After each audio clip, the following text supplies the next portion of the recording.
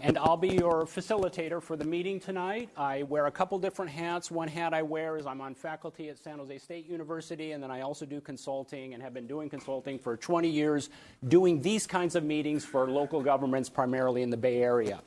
So we're here for the North 40 Special Study Session, and for right now, the one document that you should have, it was on the table out front, is the agenda for tonight's meeting. And we're at the point in the agenda right now where we're doing welcome and introductions, and I'll walk us through the preview, the purposes, outcome, and format, and get us ready for this evening's meeting. I want to acknowledge tonight that we have members of the Mayor and Town Council. Los Gatos Mayor and Town Council are here tonight, as well as Planning Commission members are here, and also school board members and superintendents from the 4 school districts here in Los Gatos, Saratoga Joint High School District, the Los Gatos Union School District, Cambrian School District, and the Campbell Union School District. I also want to acknowledge here the number of people that are in the room and the turnout tonight. And in my experience, it tells me when I see the number of people here, there's actually some people in the overflow outside, this is a community that cares. I've done some work years ago in Los Gatos with the Town Council and the Planning Commission, and this is a community that cares. You're committed. You're invested in this community, and that's why you're here tonight. I also know that the North 40 is a very important, big issue in Los Gatos, and that's obviously the focus of our meeting tonight. It creates a lot of passion. It creates a lot of interest. It creates a lot of spirited discussion, and that's wonderful. That's part of democracy tonight. So we'll work through the issues tonight around the North 40, and my job here tonight is to help guide the conversation so that we maximize our time and that we're as efficient as possible. What are the purposes of tonight's meeting? So I'm moving on to the next agenda item. What are the purposes of tonight's meeting? 2 purposes. 1, provide information and fact sharing around the key documents leading into the North 40 development, the North 40 specific plan, the housing element, and the EIR, the Environmental Impact Report. So we're using those documents to frame as sort of the foundation of tonight's meeting. The other purpose tonight is to provide an opportunity for you all to ask questions. I did not introduce staff. We have staff here at the table. We have staff here and Christina over here. Staff is available utilizing their expertise to answer the questions tonight. So the bulk of the meeting, as you look at the agenda, you'll see questions and answers a couple items down. The bulk of the meeting tonight is built around the questions and answers. And the questions and answers are probably going to fall into some main areas. We'll have another category. We're anticipating questions around school impacts. That's why we invited, and the superintendents and school board members are here. We expect to have questions around housing issues. And we expect to have questions around traffic impacts. In addition, you might also have questions around those foundational documents, the EIR, the housing element, and the specific plan. And any other questions you have about the North 40 as well. So we want to address those questions. This meeting is for you tonight. It's for the community tonight, so that there's a clear understanding about how the North 40 will be developed. What we're not doing tonight is we're not talking about specific development applications. There's a process for that. And as a matter of fact, part of that process is described on the back of your agenda, where the Planning Commission will be holding meetings on development applications. There'll be opportunity for verbal input at those meetings. Obviously, Planning Commission will offer their advisory recommendations to council. There are council meetings, multiple meetings that will take up North 40 applications, and ultimately council, as the policymakers and the decision makers, will be making decisions around those applications. At every one of those Planning Commission and council meetings, there's opportunity for you to provide public comment around those applications. Tonight is about understanding the groundwork that has been laid.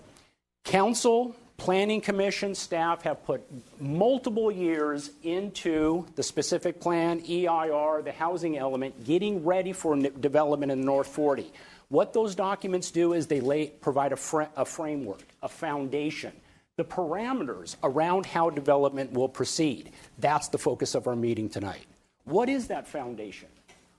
How will the development proceed in terms of the frameworks, the boundaries that have been established? Some of these have been established by your town council, and others are mandated. And we'll hear about that a little bit from staff in terms of state mandates and state regulations.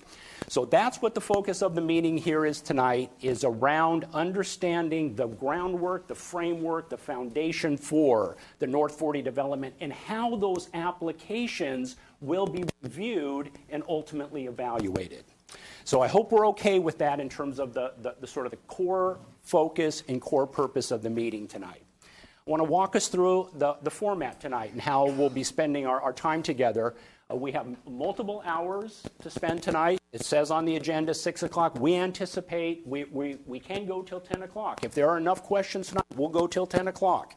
And so the idea here is that, again, this is your meeting, wanting to hear your questions, providing staff answers, and we want to reserve as much time as possible for a broad range of questions. So in just a moment, staff will give a relatively brief presentation around the foundation, as I mentioned, a little bit about the history of the specific plan, a little bit about the specific plan, EIR, the housing element, etc. So we'll have a presentation, and that presentation will help provide a common starting point for us tonight, a common vocabulary for us tonight. We will then move into questions and answers. And you have, we can go ahead and pass those out, Christina. There's going to be two different cards actually one key card for the questions and answers, and that's this blue card here. So if you have a question that you want to ask tonight around anything around the North 40, traffic, housing, the foundational documents, put your question on this card here. And there's a optional name on the back as well as an email address if you want to be on the listserv to receive information. Christina, when you fill out the card, please hand those to Christina. Christina will collect the cards, and then I'll be reading the questions to staff, and then staff will answer the questions. Part of the reason for having the question cards and me reading them is to have as much efficiency as possible in how we're utilizing our time tonight. One of the things that's likely to happen, we might get lots of questions, say, just for example, around housing issues. A lot of the same questions. We'll consolidate those together and maintain the integrity of the questions, but we'll have a series of questions around housing. And as I anticipate, other questions around traffic and other topics that might arise tonight. So please, you can fill out the blue card right now and questions that you have. If you don't have a question, but you have a comment, yellow card.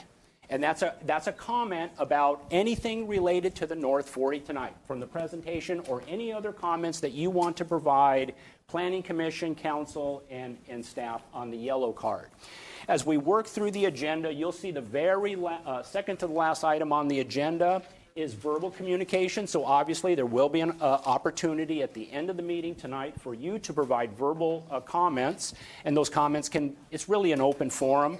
We anticipate questions around the North 40, but it's an open forum, and you can make comments on other topics as well related to the town. Here's the verbal communications card here. It's on the beige. So if you want to speak at the end and provide verbal comments, it's the beige card there.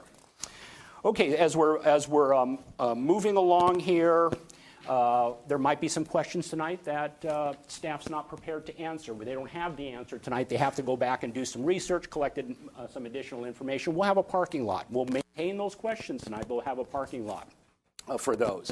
The other aspect tonight are some guidelines for your questions.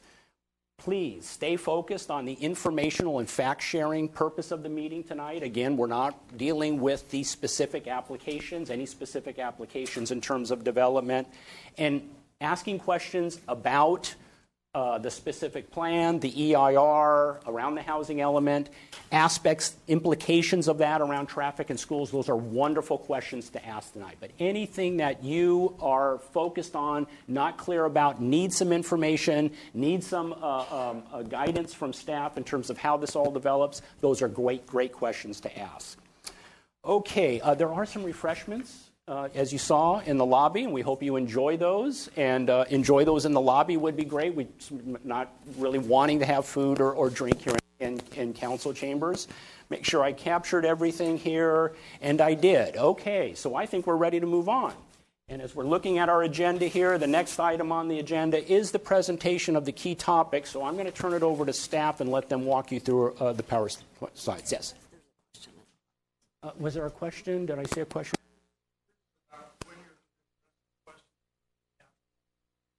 The question's online.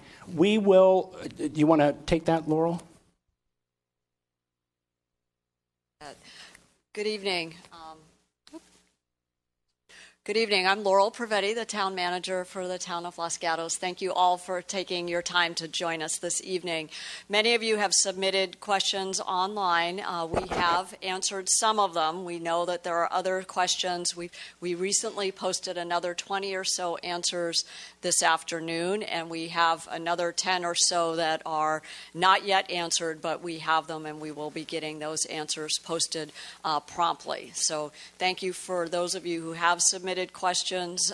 That's going to be a living document online at the North 40 website, and we encourage all of you to visit that. It's perfectly fine this evening if you wish to write a question that you also submitted in email form. We're happy to discuss those as well this evening.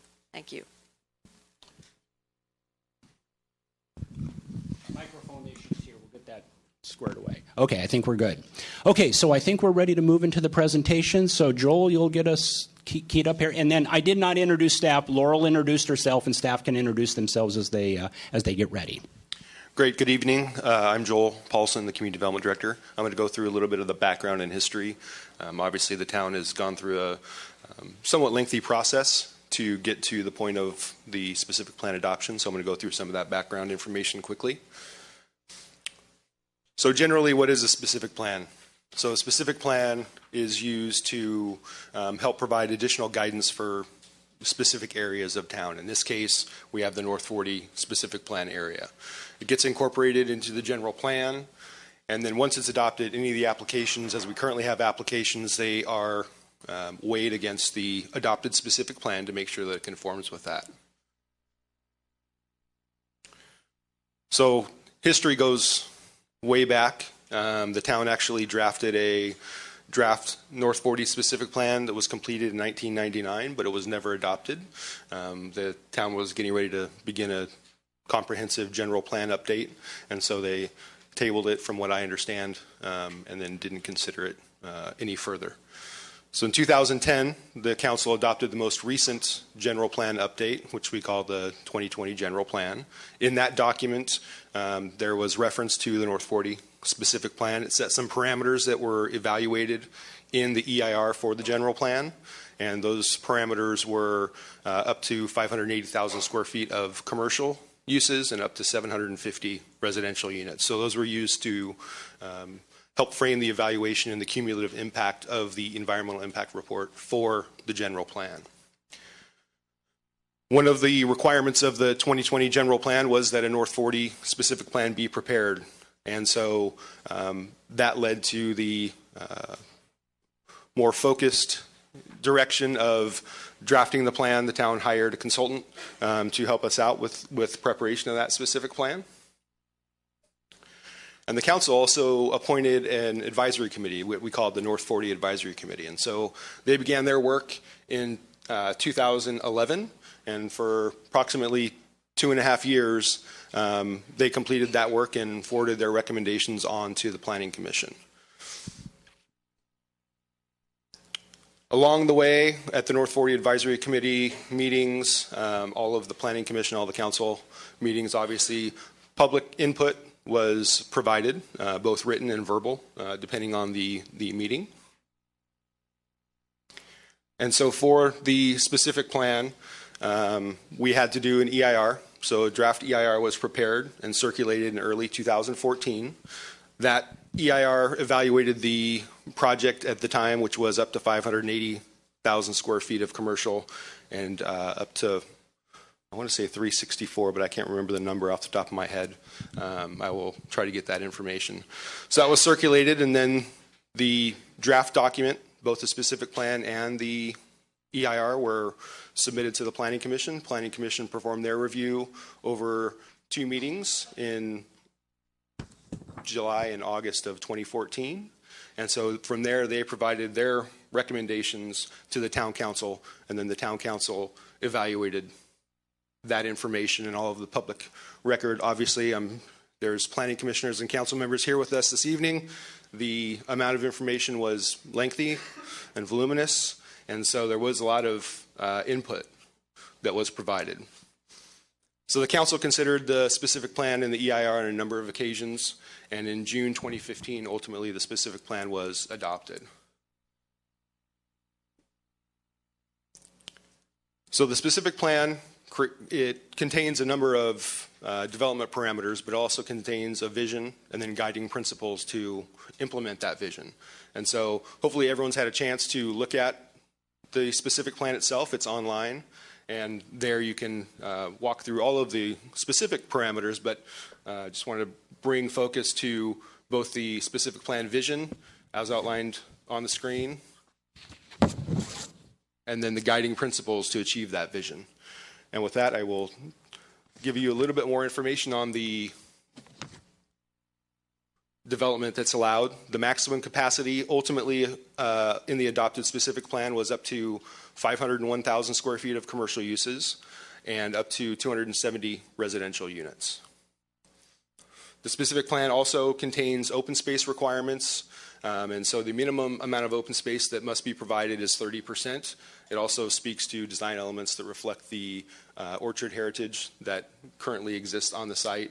We'll add new bike and pedestrian paths, and then also there'll be improvements, obviously, that are required of the EIR to nearby streets. So with that, I will pass it to the town attorney.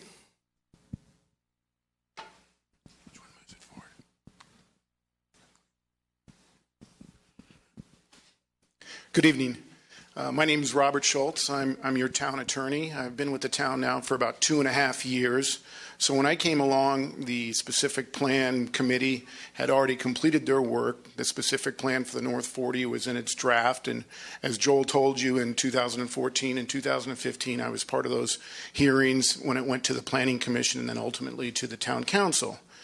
As with the housing element, I was with that process pretty much all the way through. We did our update through 2014 and 2015. So I've been here for those processes, but I wasn't here for the early stages of the draft specific plan.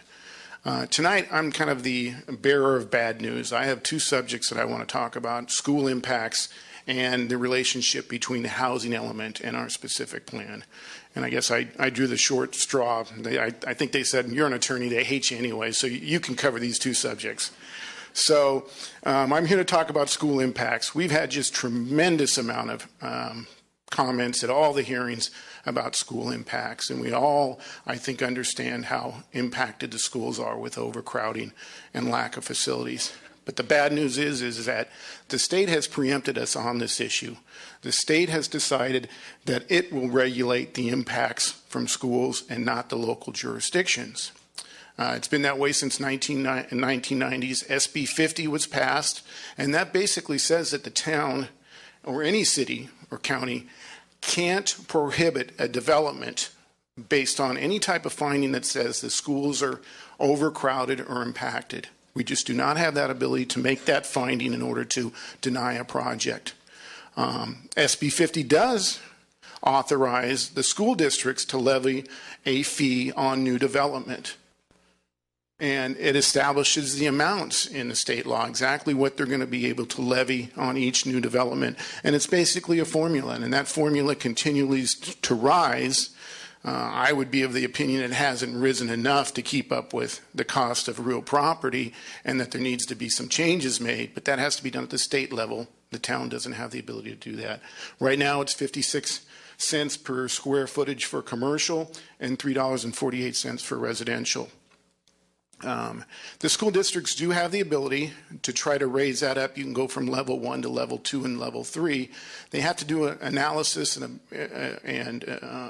a study to raise those levels up above the 2 and the 3. They do that. The town doesn't have the ability to do that. And so the school district, I think, has looked at that. The different school districts have looked at possibly raising those levels up. So what can we do? Well, we did zone and allow for uses in the North 40 for public schooling. We can do that. We can use that as a use. We can't zone specific properties, because the problem with that is if we took 3 or 4 acres and said this will be a school, and then the school doesn't purchase it, it's basically then we've taken someone's property because it can't be used for any other purpose. But we did allow for the use of a public school on the North 40 property. It's one of the approved uses. What else can we do? Well, we put in language specifically in the North 40, in the specific plan, that says we require the applicants or the developers to work with the school districts on overcrowding. That message, I think, went through because I think most of you know now that the actual applicant for the North 40 did meet with the Los Gatos Union School District. An agreement was reached for additional money above what the state allows, and that's allowed under state law. The town wasn't part of that agreement. We just encouraged them to try to work that out.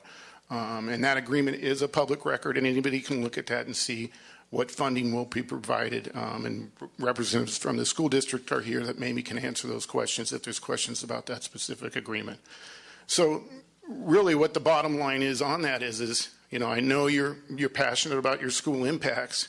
You're more than welcome to continue to comment about school impacts for each project, not just this and any others. But the hands are really tied of your local government officials. They don't have the ability to, like I said, deny, modify a project, any project, based on school impacts. What we really need to do is get the state to change the methodology that is allowed up there so that more money is coming into local governments from developers. So the other issue is the housing element. The state is currently determined that there's a major, severe shortage of affordable housing, and there's an imminent need to encourage the development of housing. This is continually going on. I'll talk a little bit later about Governor Brown's brand new proposal for even more legislation to take away local control. In order to meet these regional housing needs, California law requires the town to adopt a housing element. We adopted one from 2007 to 2014, and we've now updated our next one was just updated recently. By every jurisdiction, we're not alone in this, we're all dealing with it.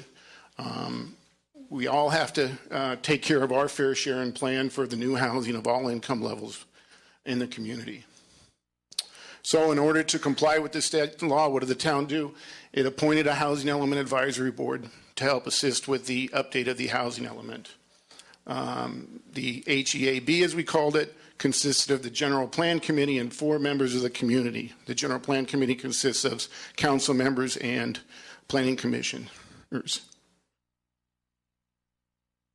2013 and 14, when I first came on, I was part of numerous meetings that were held in the chambers here and gave public input on all the different ways that we could meet the state requirements and get a certified housing element. All housing elements have to be certified by the state. In June 2014, what the HEAB decided to do was to satisfy all its numbers that were required by the state. What it did was it used its existing affordable housing overlay zone sites. That's what we had done in our previous version. We figured that would work, and we'd be able to show we can meet all our numbers for affordable housing by what we did in the last one. This went in front of the Planning Commission and the Council in September of that 2014, and it was approved, and we sent it on up to the HCD for their approval. Unfortunately, the state said they're not going to certify it. They said that we weren't demonstrating that we had the ability to approve those sites for affordable housing. What we'd done, we'd put in a AHAUS, and I'll just use an example. One of our AHAUS sites is the Lodge property, or Los Gatos Lodge, and we were saying that has the ability to produce X amount of units of affordable housing. But unfortunately, that wasn't mandatory. If an applicant came in and said they wanted to produce those X amount of units, the council, the town, had the complete discretion to deny that and say they still wanted it to remain commercial, since it was just an overlay. And the state said, you're just playing games with the numbers of the amount of units that you're able to build, because there's too much discretion allowed amongst the council on whether to approve any of those projects for those AHA sites, and that you really have to show that you're able to meet those numbers for affordable housing and allow for development to occur. So in order to obtain certification, the HEAB got back together and met, and we went over all these different sites and tried to find out where we could meet our arena numbers. One of the ways they did that was by taking the North 40 specific plan and taking 13.5 acres at 20 units per acre, and that's how they were able to meet those numbers that were missing to be able to get it certified. What they also had to do was list that the development on the specific plan in the North 40 was going to be by right. And what that means is 13.5 acres at 20 units per acre has to be done by right. And what that means is that if an applicant comes in, wants to do that amount of units, they don't have the ability to say, we don't want those units. We've already said you're able to do them by right. You're allowed for the development of those units. We're able to have some discretion over the design review, and we have to make certain that it still complies with the specific plan. So what that means is we've heard many a times that the maximum is 270 units in the specific plan. And it does say maximum. So many people say, well, that's just the maximum. We can only allow 200 units. Not with what we did with our housing element. When we approved our housing element and said 270 units are by right, that basically means if an applicant comes in and wants to develop 270 units, the council has to approve it at that number of units. Now, they do have discretion within that to make certain that it does comply still with the specific plan, but they can't simply say, we don't like 270, we want 200, because that's what we were doing before on other projects, and the state said, no, you're not actually carrying your weight to meet the arena numbers. So, and I'll just as a final note point out, what I said before, Governor Brown has just proposed sweeping new regulations that this wouldn't just apply to our 619 arena numbers or 270 where we said by right. It would apply across the board. If a project comes in and proposes, I think it is 20% of affordable housing in a project, you have to allow it by right. You don't have the ability anymore to deny projects, and there'll be very little CEQA review. I would strongly suggest you look up this law. and talk to your legislators about it, because it takes away tremendous local control. We are constantly bills are being proposed to take away local control. We continually fight. I serve on a housing committee with the state, and we're continually trying to fight to keep that local control. But time and time again, the state is trying to take it away for what they believe is a state purpose. And with those two bad news on the housing element and the school impacts, I'll pass it over to Matt Morley. Good evening. I'm Matt Morley, the Director of Parks and Public Works. I'm going to talk to you a little bit about traffic impacts and how the town handles that.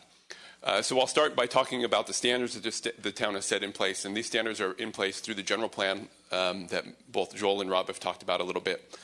To set the standard, the town has identified 6 levels of service within the town. We rate those on an A through F level, so we do include E, not like your school grades. They do include the E. For the sake of identifying the traffic levels of service, level D is considered acceptable in the general plan, and the level of service is measured in terms of delay in seconds. So what this means when it comes down to it is that the town looks at individual intersections, and the amount of time and delay that you would expect or anticipate when you come to that intersection to wait for your opportunity to progress through that intersection. So how does this translate to developments? In terms of intersections that are in the area of an A through C, they're allowed to drop 1 level, and this is in the general plan as well. So the standard is that those intersections with the development can degrade by 1 level. Intersections cannot drop below a level of D. D is the lowest level of acceptable service for an intersection. So if it hits a D or below, there has to be some sort of mitigation to bring that intersection back up to a level of D. In addition, if an intersection drops more than 1 level, so if it were to drop 2 or more levels, it needs to be brought back up, and there needs to be a mitigation to address that as well.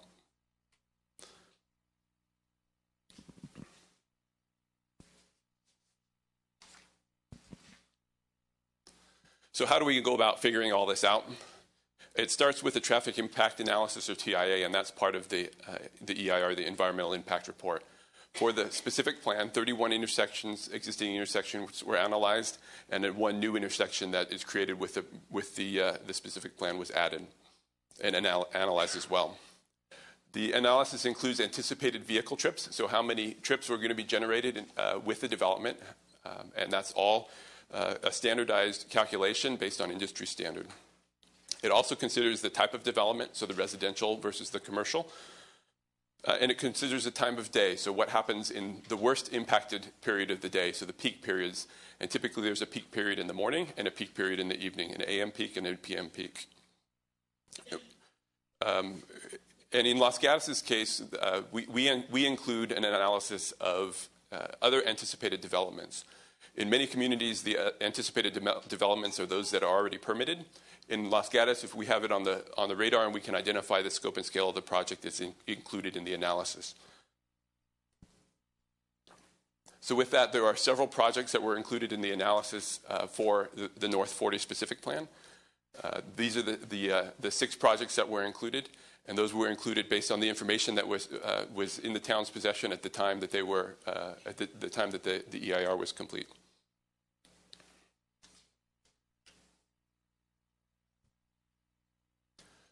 So once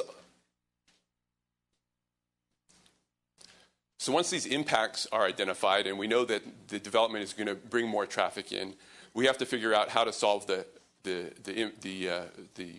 impacts of the traffic increase. And to do this, we've looked at many different ways of reducing the level of service. Again, it always goes back to the level of service and the calculations and the data, and bringing that back to the alignment with the town code, with the general plan. In order to do that for the North 40, there are several areas that we've incorporated, including multimodal improvements. So there's a bike and ped path that goes around the perimeter of the properties, as well as through the center of the properties. There are Lark and Highway 17 intersection improvements. So this is the northbound on-ramp to Lark and 17. There's an additional right turn lane to handle the additional capacity that's necessary. There are improvements at Lark and Los Gatos Boulevard to provide for left turns, both from Los Gatos Boulevard onto to Lark Avenue and from Lark Avenue onto Los Gatos Boulevard. Those extra lanes will help to decrease the delay at that intersection. There's a new intersection at Neighborhood Street that will be a new signalized intersection. And Neighborhood Street is in quotes on the screen because it's not yet fully named, but it's the new intersection that I talked about that was added to the analysis. And that new signalized intersection will help to provide access to the project and will help to alleviate traffic and congestion from vehicles going in and out of the area. And finally, there's improvements in the specific plan for Los Gatos Boulevard at Burton and Samaritan. So it's, in terms of traffic, it's important to note that the general plan acknowledges that there's an increase of traffic with developments and works hard to mitigate those impacts. The mitigation measures, as I've listed here, are efforts to accommodate that additional capacity need and address the traffic in that means. There are, as I mentioned, ways for intersections not to get fully mitigated. So some intersections don't get fully mitigated back to the level. So there's an allowance for a drop, but the general plan does establish a standard, a minimum level of service at that D level, and the documents ensure that level of service is met. And with that concludes the traffic impact section, and we'll turn it back to Sean for the wrap up. Okay, so this slide here is the same slide that you have on the back of your agenda. As I mentioned earlier about the process going forward and opportunities for public input, just want to remind you so that in July there will be Planning Commission's public hearings regarding Phase 1 development. Expect multiple meetings on that aspect from the Planning Commission, and at every one of those meetings is an opportunity for public input on those applications. And then the same thing with the Town Council public meetings. There'll be multiple meetings and opportunities for public input and verbal comment at those meetings as well. So we are being televised tonight on KCAT, and that there will be a verbal transcription of the meeting here tonight as well. So we are ready to move on to questions and answers, and Christina's collecting questions, and I've got three categories here, and Christina will collect your blue card. So far I have three big categories here. Two questions around the EIR and specific plan. We'll start there. There's several housing questions here and several traffic. Let's take up housing after the EIR and specific plan question. Question: what agency or consulting firm performed the EIR? So I'll take that. EMC Planning Group is the consultant that the town used to prepare the EIR for the North 40 specific plan. Okay, excellent. And the question around the specific plan is, why is the North 40 specific plan not adhering to town council and resident concerns? And we'll take that question as it is. I might respond this way. In what ways did the specific plan respond to town council and resident concerns, and in which ways did it not? Is another way of phrasing the question. Go ahead, Joel. Well, I would say, as I spoke of earlier, the Planning Commission, Council, North 40 Advisory Committee, there was a lengthy public process. Ultimately, a policy document was adopted, which is the specific plan, taking into consideration all of the concerns that were raised, many of which are similar to many of the concerns we're have been hearing recently. And so I believe those were all taken into consideration by the Planning Commission and then ultimately the Council before taking an action on that item. Let me just add a specific example. As Joel mentioned in the opening presentation, when the advisory committee was doing its work, the plan was considering about 350 or so housing units. As the plan worked through the process, ultimately the council reduced the housing development capacity to 270. So I think that is one example of how the council was in fact listening to some of the public comments that were coming forward during that time. There are other examples. We did an economic study to make sure that the North 40 specific plan would not compete with our precious and very unique downtown. And so the elements coming out of that study were also incorporated.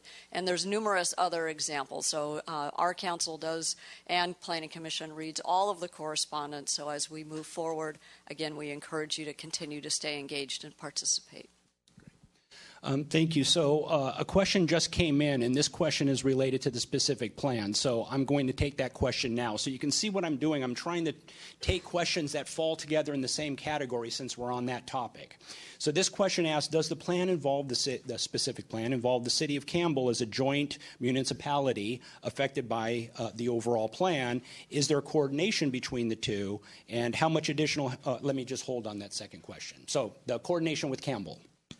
So I will turn this over to Mr. Morley. It's not a joint plan between Campbell and the town. This is the town's specific plan for this specific area. The traffic through the environmental process, we do coordinate with not only Campbell but San Jose and other neighboring jurisdictions where there may be impacts that could be created by this proposal. Thank you, Joel. Yeah, great question in terms of how what the regional coordination looks like. There are two examples, and they were on the list, and I'm going to flip back on the slides real quick. Two additional projects that were included in the analysis. The Dell Avenue plan, which is a Campbell plan, was incorporated in the traffic analysis, so that definitely has been considered, as well as the Samaritan area improvements that were on the books at the time, and those have been considered from the council as well. Excellent. I have some other questions here around the specific plan. Since the purpose of the North 40 specific plan was to develop the property with a cohesive, unified plan covering the entire 40 acres, how can we consider only phase one in a vacuum without seeing how it fits into the whole? Why doesn't the town require this comprehensive plan like that covers the entire property? So the specific plan, as those of you who have read through that, does anticipate phasing. There is a number of different property owners across the North 40 specific plan area. And so to facilitate the development, phasing was reviewed and taken into consideration and included in the specific plan itself. There are, I don't know the total number currently, but of property owners out there, but there still are a number of property owners across the specific plan area, and the application that is currently in is only for the first phase because that's the property that they have control over. And then I would turn to anyone else who wants to add anything additional. All right. I think as Joel mentioned, it is specifically in the specific plan. Section 6.2 addresses that issue and states that it will be implemented over time and in more than one phase. Each phase shall stand alone and shall be dependent on the improvements in that. So each phase does have to do its own public improvements that are necessary, but each phase was addressed, and that issue was brought up during all the hearings that were held. I would just add that because we are working through an application for the southern part, it needs to anticipate the infrastructure needs for the entire plan area. So you will see in the drawings stubbed out streets and other elements that indicate that in the future, when the northern portion is ready for private development, that we've anticipated the infrastructure needs accordingly. So while we don't know exactly the form or the shape of what the northern section would look like, the plan anticipates that it's going to happen over time. And this is not uncommon for a large tract of land such as this one that's over 40 acres. It would be highly unusual for a single development proposal to happen on in one fell swoop. Typically, it does happen over time with multiple applications. And although not part of the question, there's been a lot of the questions that have been submitted so far that have talked about 3 phases. There are not 3 phases. There's 3 different districts, but there's only 2 phases of development. The first application that's in is dealing with the first 2 districts, and then the third district would be the second phase. There might be parts in that northern district that could be broken into smaller phases because there are multiple owners. So it's pretty much impossible in a project this size to get everybody to come in at the same time, because there could be a property owner in the northern area that doesn't plan on developing their project consistent with the specific plan for maybe 10, 15 years even. Okay, I have We good here? I have an EIR question. Can the town have another follow-up EIR?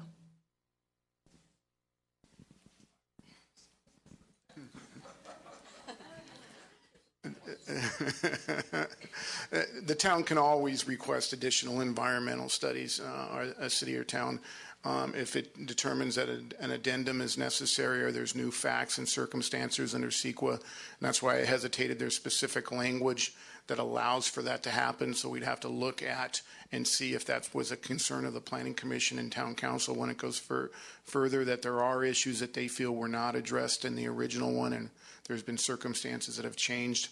Then we would have to look at that and see if we could make the findings to allow for additional environmental review. Along those same lines, can the specific plan be amended?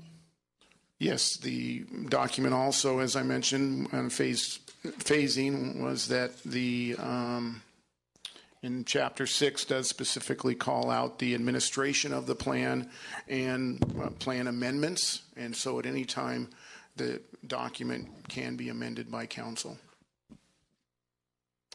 A specific plan question. Are there any contingencies related to the sale of Yuki's property at all that could impact the outcome of the North 40 development? Contingencies related to the Yuki property. Town attorney may jump into this as well, but we don't get involved in the private land transaction, so we are not always privy to the specific contingencies, whether there are or not contingencies there. I know during the public hearing process there was discussions at the public hearings about the anticipated phasing for one, and then two, some loose terms regarding some of the transaction issues moving forward, but that's not something the town gets involved in.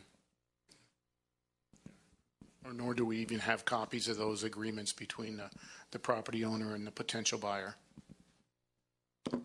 A specific plan question. Since the Yuki family is now keeping 22 acres, how can the specific plan still be relevant?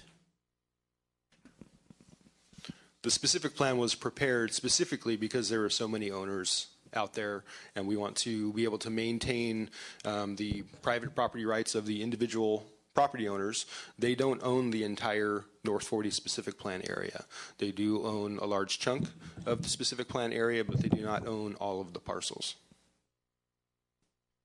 And another specific plan question. 3 districts that will work together as self-sufficient neighbors, but self-sufficiency must wait until a future phase. What happens if it phase 2 and beyond never gets built? Would we just have a lot more housing? Does that question make sense? You want me to read that again? No, I mean, there's always the potential of a property owner, as I mentioned, not wanting to do a project under the specific plan and leaving the land just the way it is right now with some of the outlying individual homes that you see out there. But at any time when they come in, they would have to file an application and comply with the specific plan at that particular time. There is the maximum of the 270 units. So if someone was to say that the 270 units had already been built out by previous applicants and someone came in and wanted to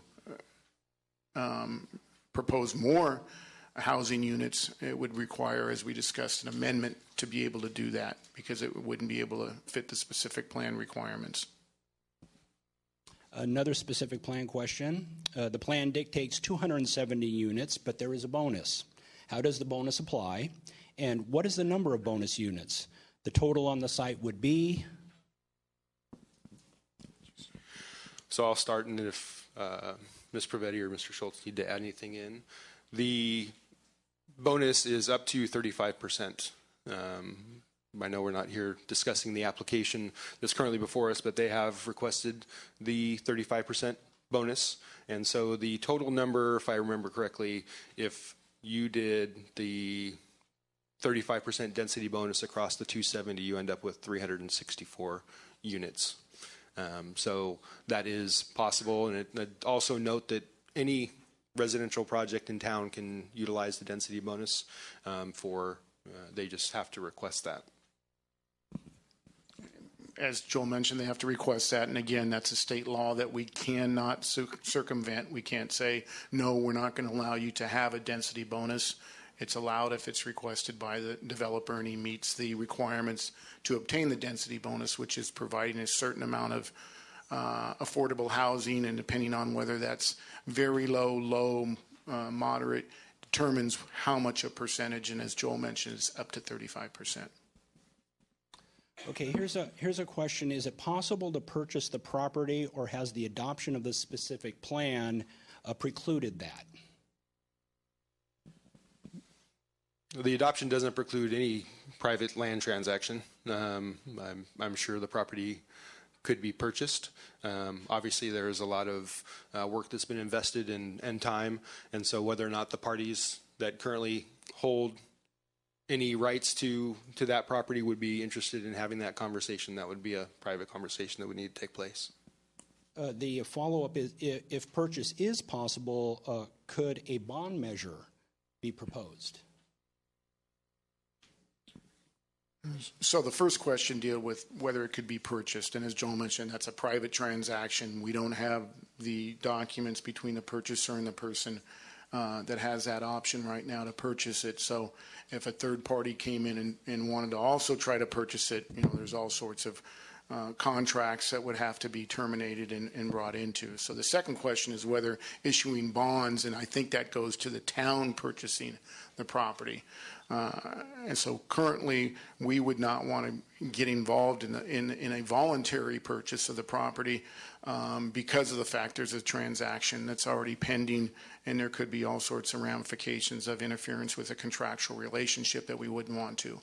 But the town does have the ability under eminent domain proceedings to take property for public use. That is always a possibility. I would say that's a very complicated procedure. We did give a very detailed answer in our questions that are online about the eminent domain and the experts that are hired and how you go through that process.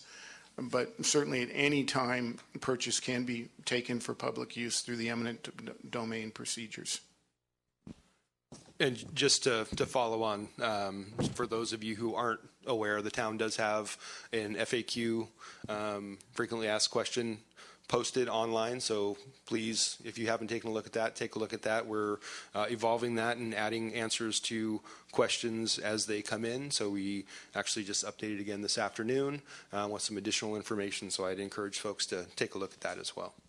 And I just want to moderate some expectations. So while it's theoretically possible, it's highly unlikely, because if the town were to get involved, notwithstanding any contractual challenges that we might have, we would have to pay fair market value. And because there is a specific plan with the specific development capacities, that's going to be very expensive land for the town to buy. So it's highly unlikely for not only practical reasons, but also legal reasons that would happen.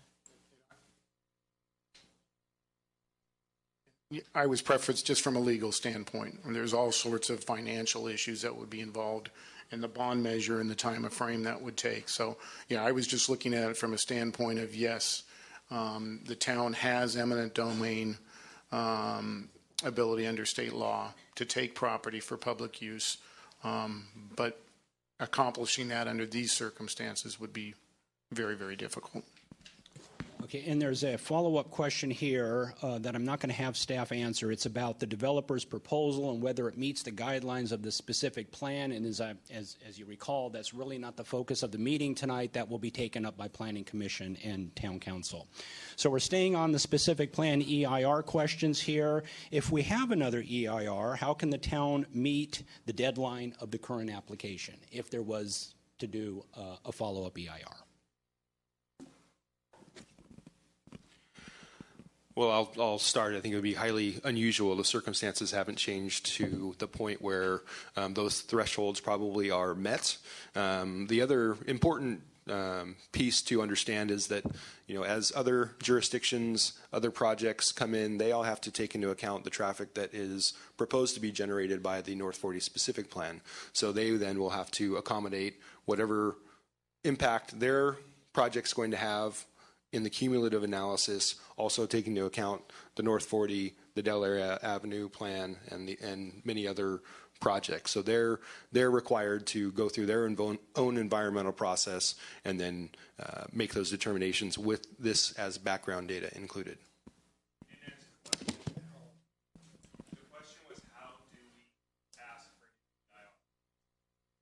So that's something I think that we won't be able to answer right here, and so the town attorney can maybe provide some additional input.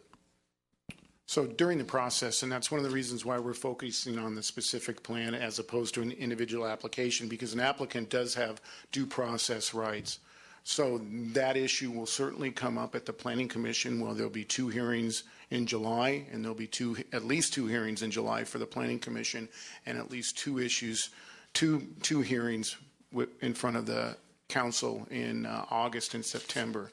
So that would be the time to ask for additional environmental review at those hearings. There are many complicated issues that overlap with regards to the Permitting Streamlining Act, in regards to the Subdivision Act that we would have to work through if in fact that was a requirement, and we can make the findings. As I said earlier, there are strict findings to require additional environmental review, and until we get really into the meat of the project and hear the elected and appointed bodies is when those issues will arise. A question here about the specific plan. The vision statement in the specific plan states that the 40 acres should not be developed piecemeal. There's no question, but I'm assuming the question that follows from that is related to the earlier question about developing it in phases. So reiterate the same answer? Is there another way of answering that? The vision plan statement in the specific plan states that the 40 acres should not be developed piecemeal.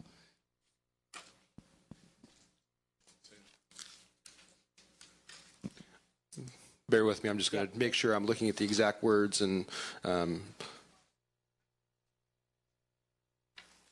so looking at the vision statement, I don't see...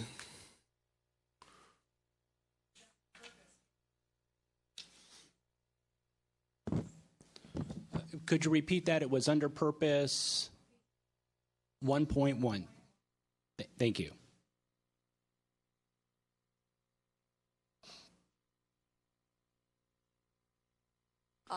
So the bottom paragraph on page 1.1 says the intent of the specific plan is to provide a comprehensive framework in which development can occur in a planned, logical fashion rather than a piecemeal approach. And that's really the whole purpose of the specific plan, is that it brings together all of the properties under a common vision, which is also articulated on that page, and a common sense set of design guidelines and rules and regulations. So it is intended to be a comprehensive plan.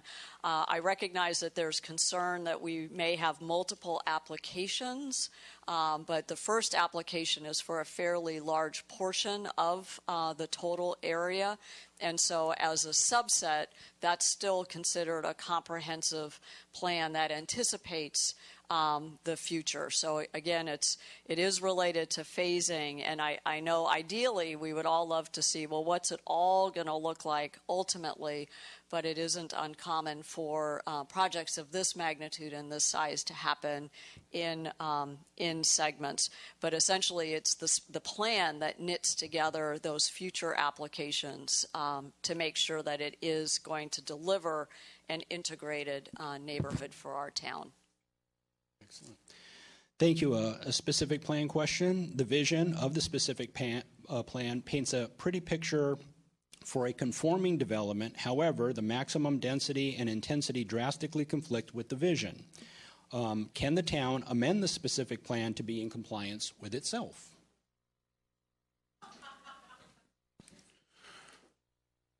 So I think obviously the Planning Commission and Council, when they evaluate the Phase 1 applications that are currently going through the process, they will be taking into consideration the vision, the guiding principles, all of the elements of the specific plan document to make a determination for the Planning Commission, a recommendation to Council, and then ultimately the Council to take a final action on the project and to ensure that it complies with the specific plan.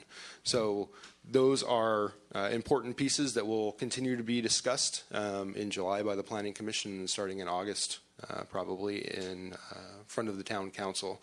I don't know if offer anything else on your... Just under state law, we are required to make sure that all specific plans are internally consistent and that the specific plan is consistent with the general plan. So those findings were made during the process of the specific plan preparation. So the document as approved is internally consistent. As mentioned earlier, there is a process for amending the plan, and that could be considered at a later date. Okay, does the specific plan protect the downtown district? If so, how? So there are a number of policies and language in the specific plan, because that obviously was a large component of having the conversation of going through the development of the specific plan and not wanting to negatively impact the downtown that we have. And so there are a number of policies that were put in place specifically to try to limit that and really focusing on complementing the downtown rather than competing with the downtown was a lot of the conversations originally when the specific plan was going through the process.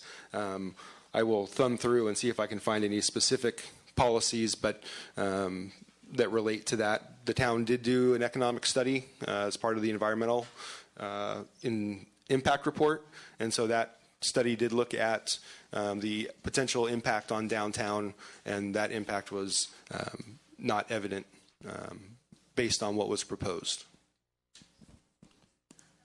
I would also just add there is a table called Table 2.2 that identifies the maximum development capacity and the maximum amount for different uses, including retail, restaurants, et cetera. And those numbers were carefully considered in light of the entire economic segment of our community. In addition, there is a table of uses that identifies which uses need a conditional use permit or some other development permit. That's Table 2-1, and that was carefully considered by the Town Council, and I recall that there were some modifications along the way to make sure that we were complementing downtown and not competing. And again, all these elements could be subject to future specific plan amendments if we find that additional changes are necessary. And the other thing I'd point out for the commercial uses, those must be, the specific plan requires them to be presented to the Conceptual Development Advisory Committee, which is a body that's made up of 2 council members and 3 planning commissioners.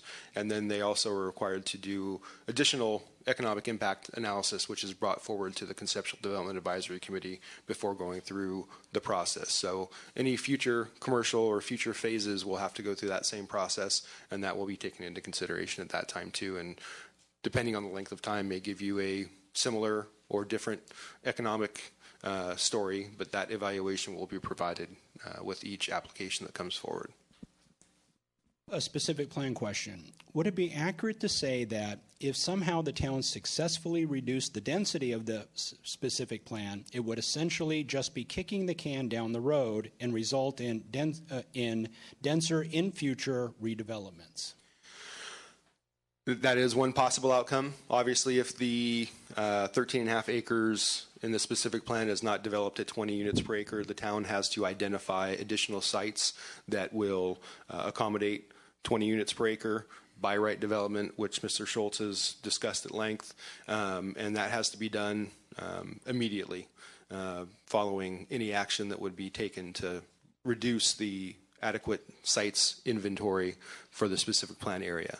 And that was a big conversation throughout the process with the advisory committee and the Housing Element Advisory Board. And so the challenge is the town in the last cycle used affordable housing overlay zones to accomplish our RHNA numbers. And this time they chose to remove some of those, given some of the new requirements with by right, 20 dwelling unit per acre development, to utilize the North 40 in that case. So anything that gets reduced on the North 40 will have to be accommodated elsewhere in town. Very good. Thank you, Joel.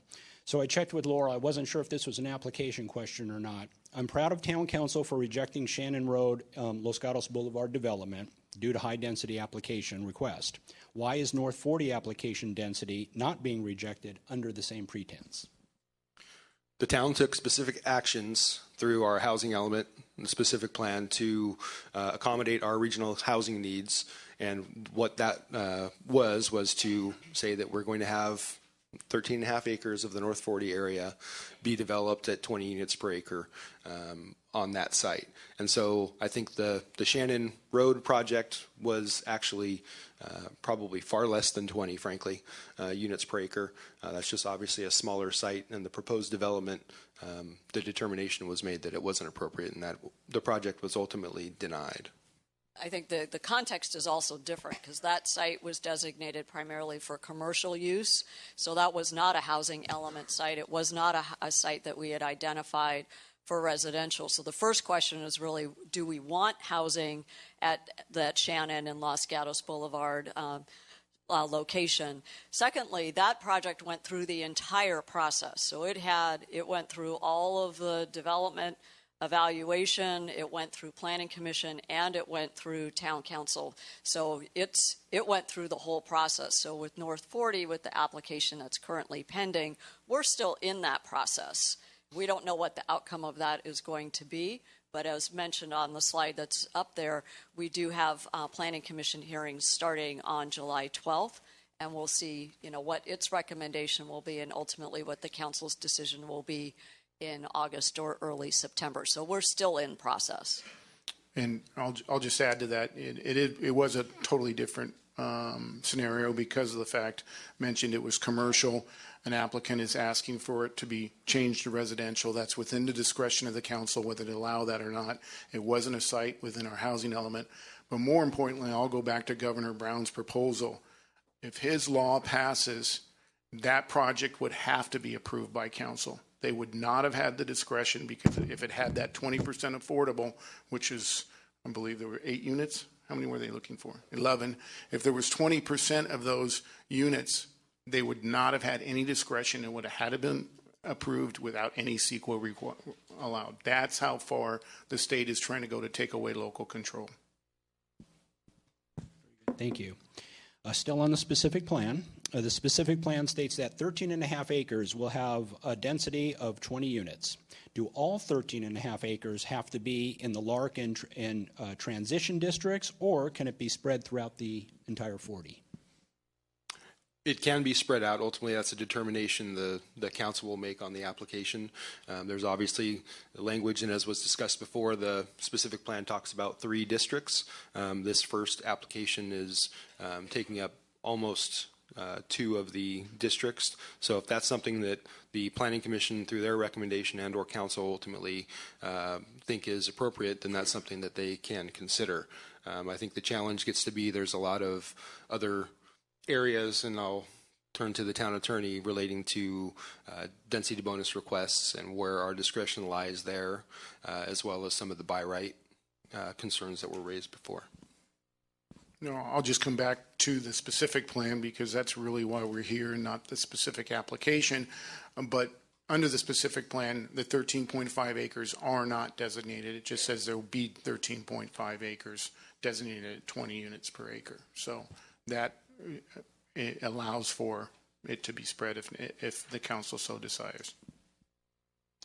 Okay, specific plan. If there are so many property owners, which was known prior to approving the specific plan in January of 15, then why was the entire 44 acres included in the specific plan?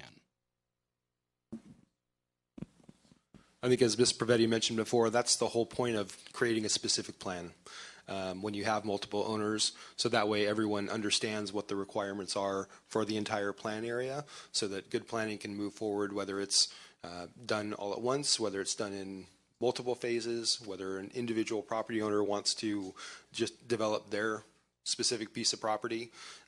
It provides that framework for the future applications to be tested against to make sure they comply with the vision guiding principles and development parameters that reside in the specific plan. Follow-up question to that, why not a North 20 specific plan? So a North 20 specific plan would have been doing a specific plan for only half of the site. And so we had the same challenges that we have now would be someone could come in with a development application for 1 acre or 20 acres. And so the area is bound pretty specifically by Highway 85, Highway 17, Lark and Los Gatos Boulevard, as everyone's aware.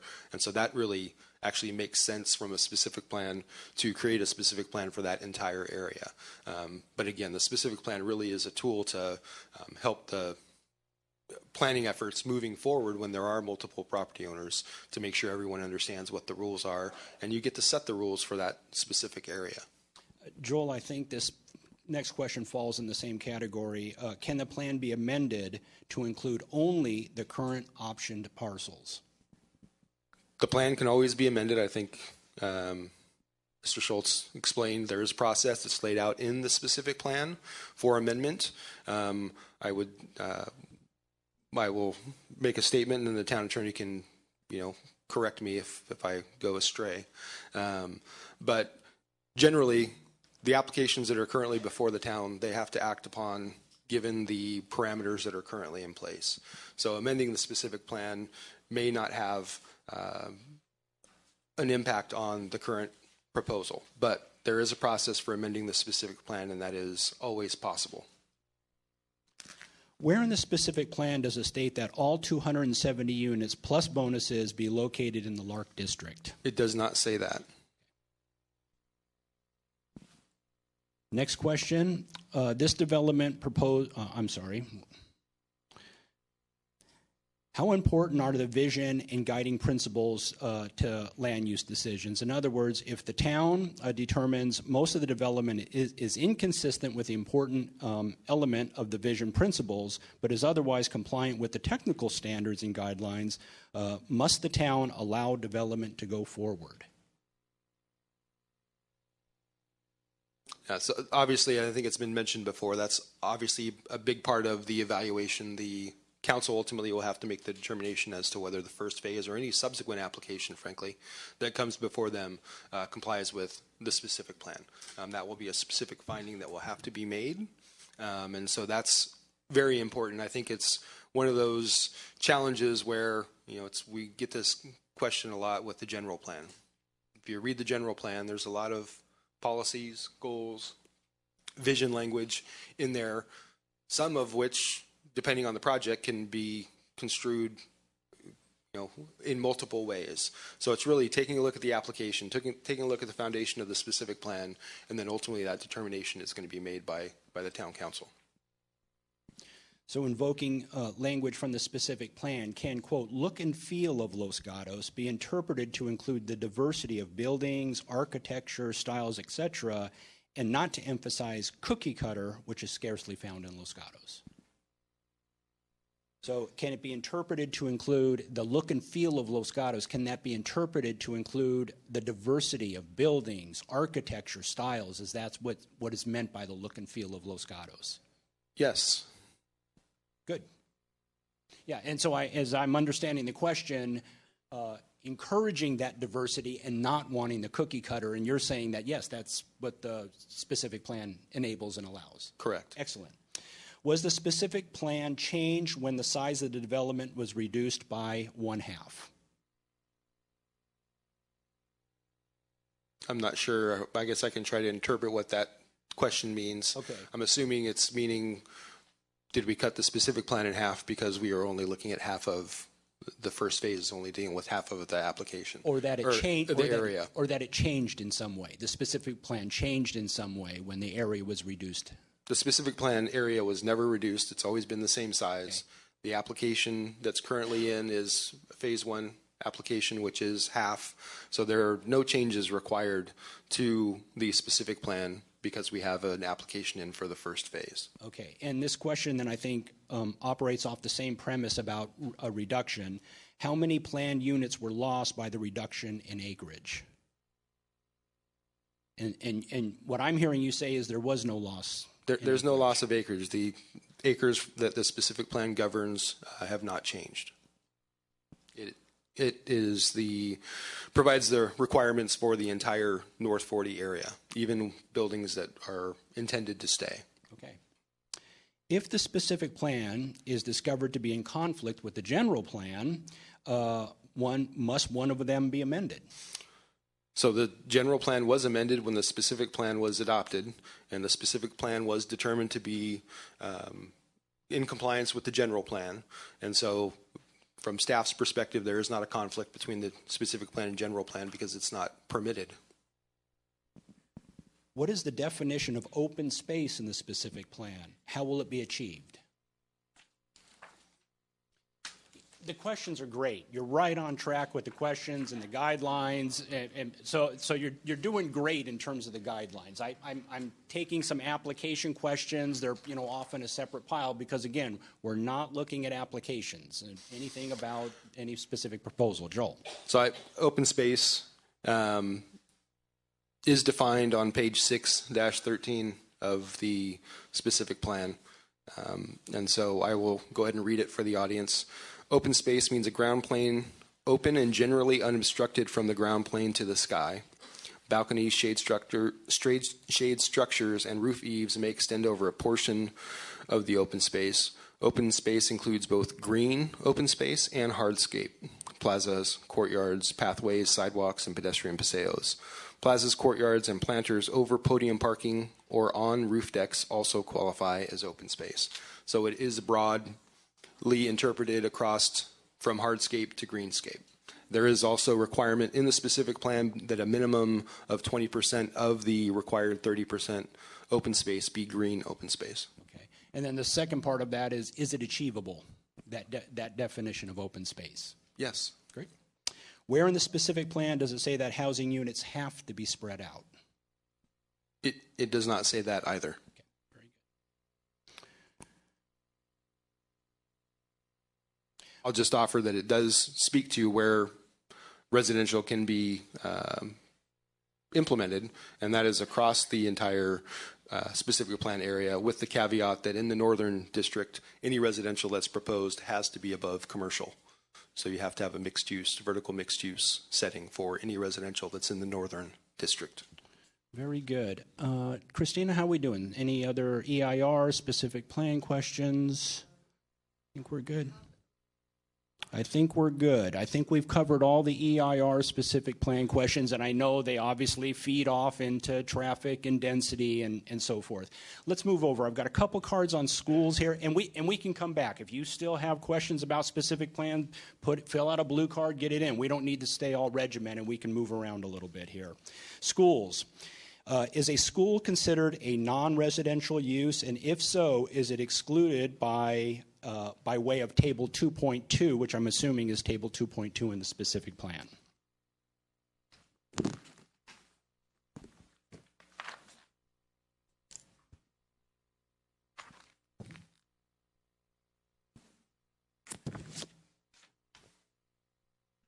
So under Table 2.1, permitted land uses, which is found on page 2.8, it says that public and private schools are allowed in all three of the districts with a CUP.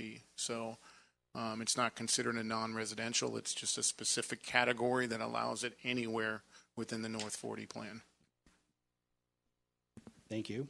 Another school question. Is the plan to divide the North 40 project to be received by several school districts? For example, is a portion of the development to be serviced by Campbell Union Elementary and High School District and not serviced by Los Gatos Elementary and High School District? As a 34-year resident of Los Gatos, I live in the old Adobe Road area serviced by Campbell. The town of Los Gatos has never been inclusive of fringe areas. I would strongly state that two different schools is disjunctive. Two different school districts is disjunctive. So the key question, is the plan to divide the North 40 project to be serviced by several school districts? So our school districts and their boundaries are determined by a completely different process. As you know, we have many school districts that serve the residents and families here in our community, and we're very fortunate for that. The southern portion of The specific plan area is generally served by the Los Gatos Union School District. This is our elementary and high school district, and then the elementary and middle school age group, and then for the high school, it would be our Los Gatos Saratoga Union Joint High School District that serves that southern portion. To the north, we have our Cambrian School District, and we again thank the participation, as well as the Campbell Union High School District that takes care of the northern portion. So that's why we've invited 4 different school district boards and superintendents with us tonight. So those boundaries were predetermined long before the specific plan even came into fruition. But we look at school issues for all of our districts, and that's why it is identified specifically as a use within the specific plan area. Can the school board determine that the builder ask that the builder build a school on the property? How do they propose that we intake a large number of students in already impacted schools? So no, the school district can't demand from any developer that they build a school. As I mentioned, their SB, there's a formula for the levying of fees, and that's all they can do is collect fees based on the square footage of the development.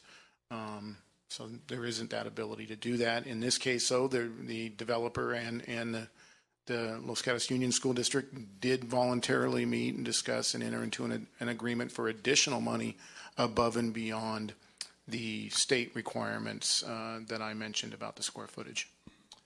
Okay, and I have a question here for a school superintendent on supporting the governor's proposal, and we're going to hold on that because we don't have the school superintendent is not answering questions here this evening.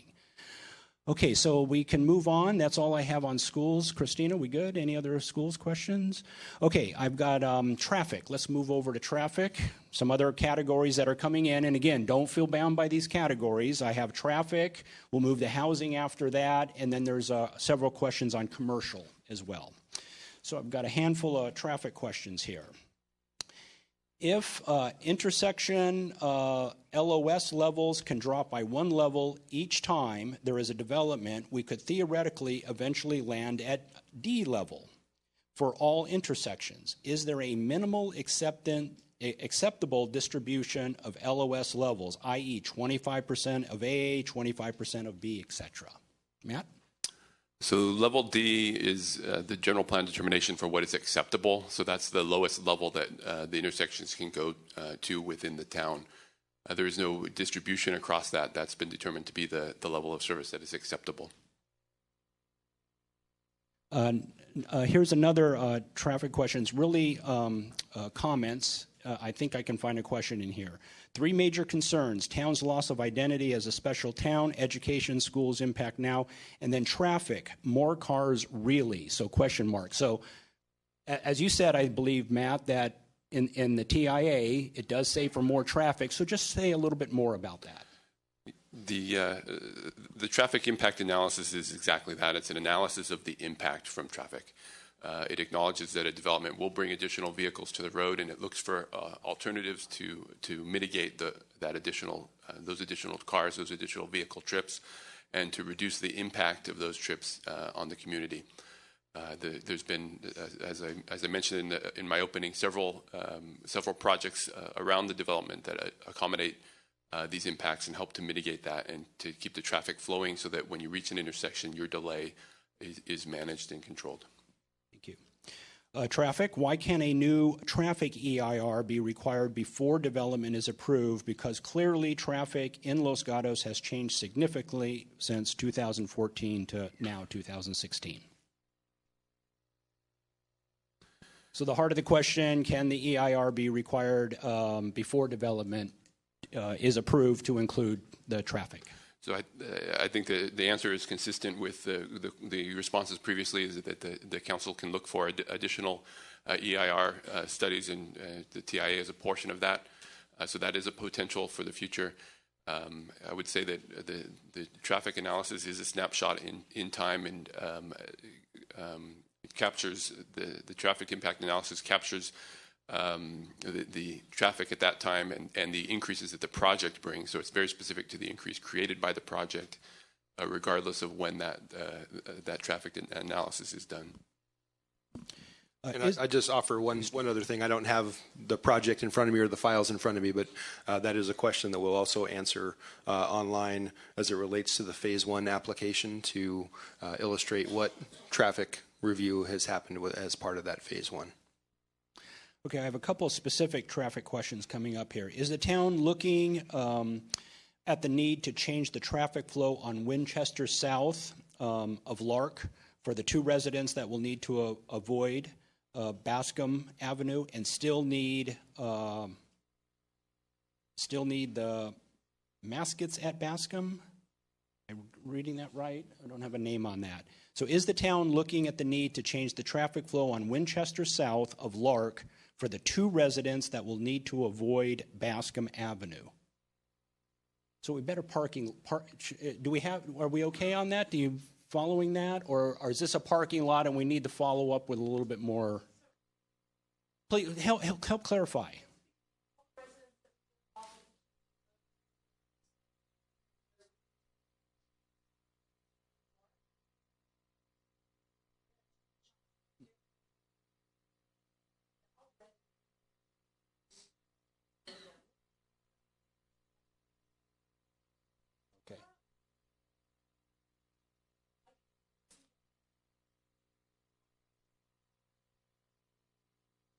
Thank you.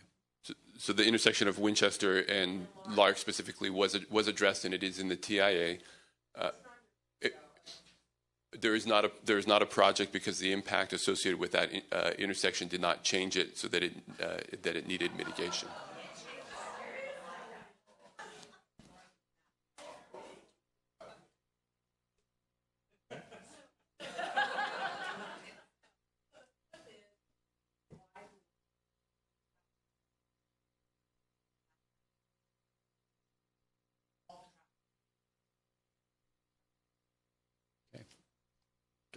So there are additional dollars set aside from the Netflix project to address that local area.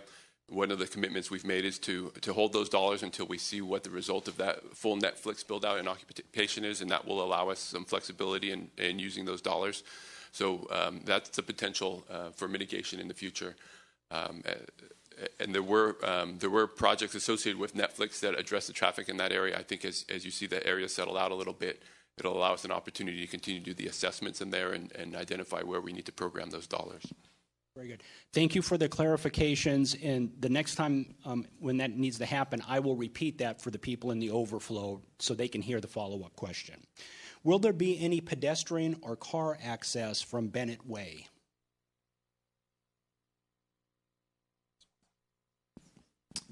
So Bennett Way is a Phase 1 application question, I believe, so that although there is car access to Los Gatos Boulevard in the specific plan, the exact what that looks like specifically will come out of the Phase 1 application. Thank you. And again, we're on very specific traffic questions here, so let's just do the best we can. Let me just finish off with that. Yes. There is significant pedestrian and bike and ped access in the project in its entirety. So there's a loop around the perimeter that is a very wide multimodal path, as well as a requirement that there be a multimodal path through the project, the specific plan as well. And the large amount of open space will also contribute to the ability for bikes and peds to move about. When turning right onto South Los Gatos Boulevard from Neighborhood Drive, will there be a no right turn on red? I believe this will help surrounding businesses get out of their driveways. That as well will be addressed through the development of the Phase 1 application. Okay. Lark and Winchester intersection is currently a congestion problem. Shouldn't the EIR address this intersection too? So that's Lark and Winchester. So, as we mentioned previously, Lark and Winchester was addressed through the traffic impact analysis. It was a study the study included that analysis and what the delays at that intersection were.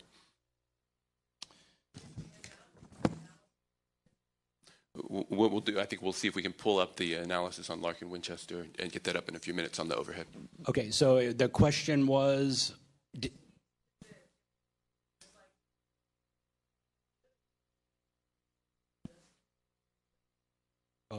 So did the analysis and the actual, what actually happened, are they consistent with one another? So that was the question for the overflow audience. So the analysis considered the development of the project of the North 40 specific plan, and ultimately the end answer won't be known until the full development is in place. No. Why wasn't the Oka Road Lark intersection considered in the TIA? So the Oka Road Lark intersection is an intersection that has less load from the Oka Road feed into that intersection. It determined not to be a significant intersection and without impact, so it was not considered through the TIA. Much of the current Lark traffic in the evenings is due to restricted capacity of Highway 17 to Highway 9. Why doesn't the town allow Caltrans to widen 17 to 9? Yeah, the council has a general plan policy that prohibits the widening of, or identifies the widening of Highway 17 as not something that the town is accepting of. Los Gatos Boulevard from 85 to Lark is already overwhelmed due to only 2 lanes exist each way. Why won't the town use eminent domain now to take the 8 properties to widen the road so we don't have to wait 30 more years?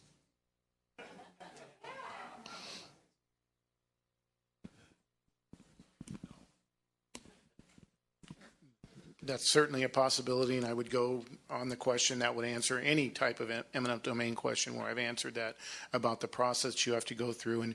And I think, as Laurel mentioned, it's a process that you do have to pay the fair market price for that property. So each property would be entitled to if we were to pay for that.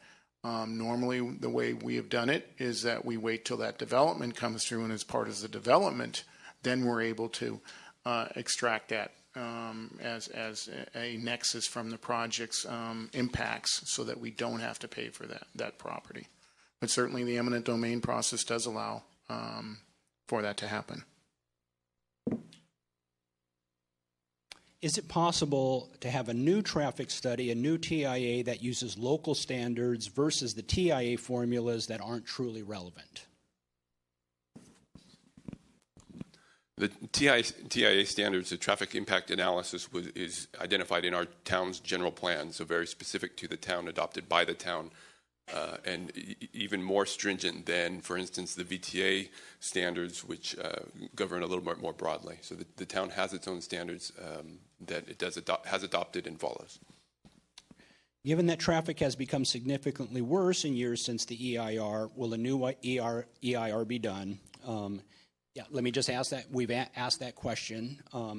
If traffic level of service is shown at D or F, will all future development be halted? How often will traffic EIRs be repeated? Let's just take the levels of service as shown to be D or F. Will all future development be halted? So if an intersection is at E or F, it needs to be brought back to a level D, so the acceptable level of service. There are multiple ways to do that. The town collects traffic impact fees that allows the town to do projects along the way, and it's also can be incorporated into a project development. So, and how often are traffic EIRs done? This is requested, an EIR is requested, so it's done at the request of council. Yeah, the town has triggers on where a traffic impact analysis is done, and it's the threshold for us is 20 trips. So if the project generates 20 trips or more, 20 vehicle trips, then it's required. And if I may, please. If I could just add that typically the driver for when we do traffic analysis is when we have a private development proposal. So just it's unusual for us to just do a traffic study just kind of on our own. But we typically do it when we have a specific proposal that is asking us to evaluate some new development. I just want, it gets a little into the weeds, but I did want to talk a little bit about the question on Winchester Boulevard and Lark Avenue. And if I can bring your attention to the screen, on this line where you see the arrow here, number 7, Winchester Boulevard and Lark Avenue. It identifies the traffic for both the AM and the PM peak periods, the time when it's most impacted. Under background is what was analyzed and seen as what was existing. What's the existing situation? You can see the most telling there. So you see the letter grades. Both of them are B at Winchester and Lark. So that's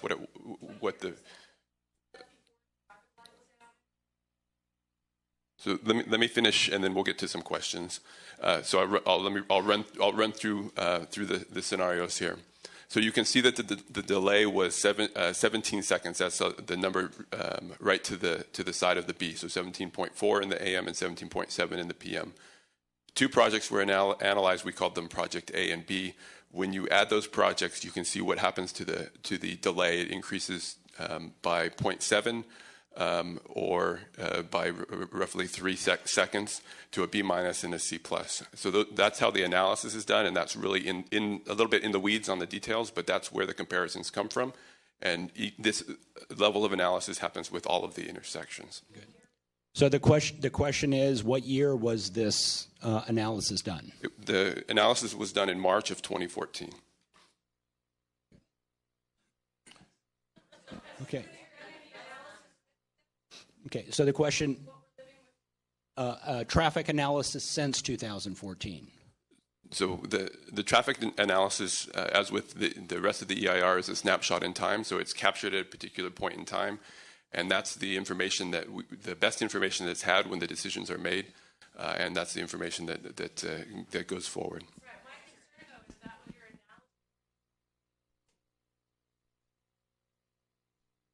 Okay. So the information that we're dealing with is the comparison between the existing traffic and what the development will cause, how the development will cause the traffic to increase. And so that snapshot in time identifies what that increase from the development will be, and the developer is required to mitigate that delta. So that, based on the information, yes, the information at the time. But the capture is that delta in impact, and that's the mitigation that's required. Okay, and so I'm hearing very clearly the request here for a updated traffic analysis. We'll provide a more detailed summary of the traffic analysis online in the Q&As so that you'll have that for the future. Very good, thank you. Okay, Christina, are we okay on traffic questions? Any other traffic questions? Okay.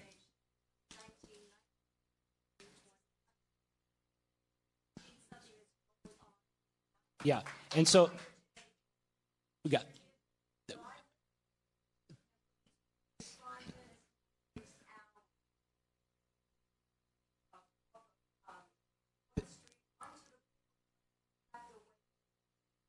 Okay, thank you for your comment.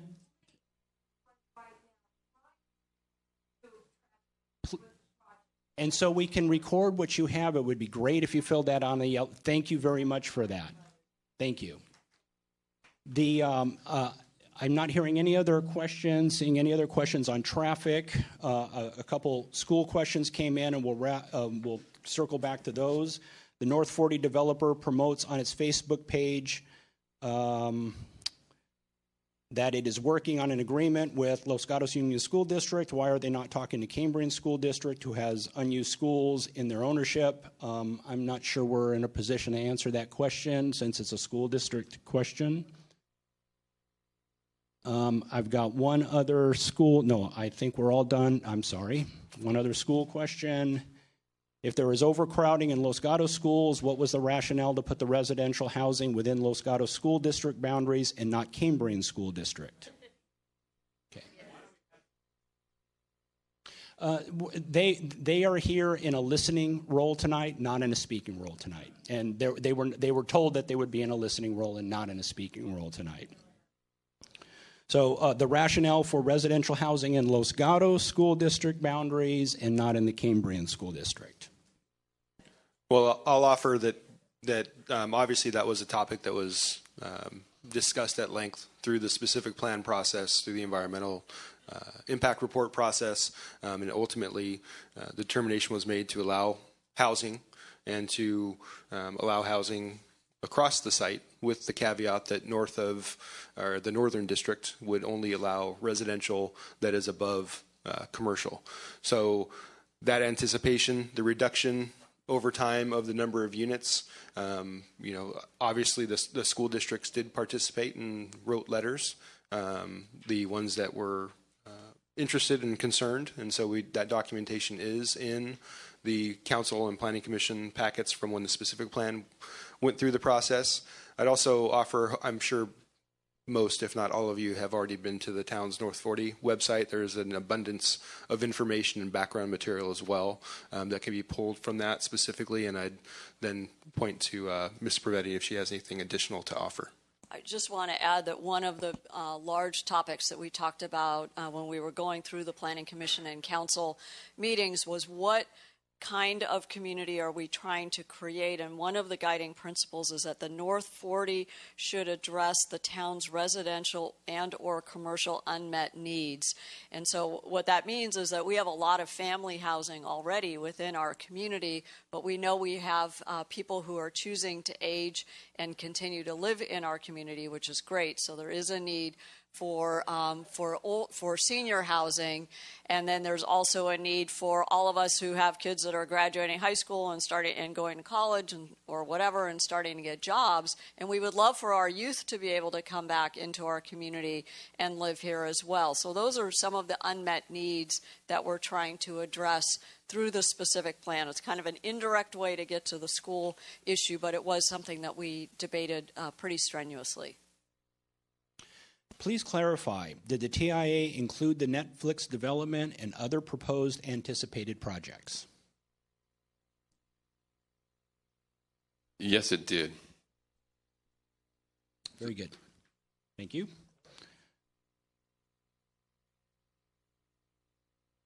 Question was, only half of those buildings are now currently occupied. The TIA considered the Netflix build-out for its entirety, not for what was currently occupied.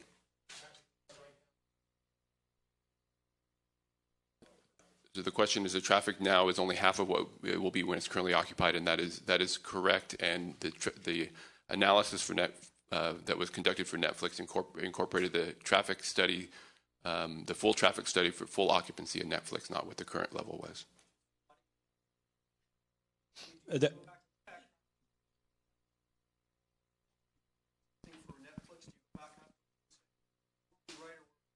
So the question was, and this is for our friends in the lobby, do you audit the results? Matt? So our traffic engineer reviews the traffic on a regular basis, and so although it's not an official audit per se, it is a review of the traffic levels within the town. And you can see from traffic study to traffic study what the impacts are. It does become difficult to attribute the traffic because there are many factors that contribute to traffic at a particular intersection. It's difficult to identify specifically where that traffic has come from over time. And let me just add, as Director Mordley said earlier, we have some funds that have been set aside so that way after Netflix is completed, we can do some analysis to determine what within that vicinity can the town do to try and reduce the impacts further. And that may be in terms of vehicles, but it also might be in terms of introducing other modes such as bicycle and pedestrian improvements. So there's more work to come because we still haven't done those studies since Netflix is still under construction. This question here is about beach traffic, so we won't take that up. It's not North 40, but just so we get the air of the question here, town doesn't want to widen 17. However, they're struggling with beach traffic, and Santa Cruz Avenue is not a solution. Okay, I'm going to jump around a little bit here with another school question. A payment to the school district. The agreement includes a provision whereby the district cannot contest any aspect of the development as the school district represents the town residents. That, in essence, precludes a significant voice of the residents. How could the right of residents be to contest or voice dissent be taken away? Is that provision legal? How can the right of residents to contest or voice dissent be taken away? I guess I heard clapping, but I'm not sure I understand the question. The voice of residents is still able to be heard. They come to the Planning Commission meeting and they come to the council. The school district, their fees that they collect from the developer are set by the state. That's the 56 cents per square foot and the 346. So it's set. They were able to negotiate additional amounts that will benefit the school district. And whether that was not enough, whether that was too much, that can be debated, but I'm not sure how that agreement that enabled them to obtain more than state law would allow them to obtain somehow took away the voice of the citizens of Los Gatos. So maybe they can go to the school district and say it wasn't enough, but any amount above and beyond is more than what was allowed under state law. Okay. And just maybe by way of clarification, the premise here, the agreement includes a provision whereby the district cannot contest any aspect of the development. So that's a premise that's leading to the question. And that would just be the school district, and that's an agreement between the two parties. It still allows any of the citizens to contest the actual project. Okay, so we're going to jump back to specific plan questions. I've got a couple here. Appreciate the strenuous effort done with specific plan regarding youth housing, but is it realistic under current application if 274 proposed units are above market income rate? Is that realistic for the youth housing?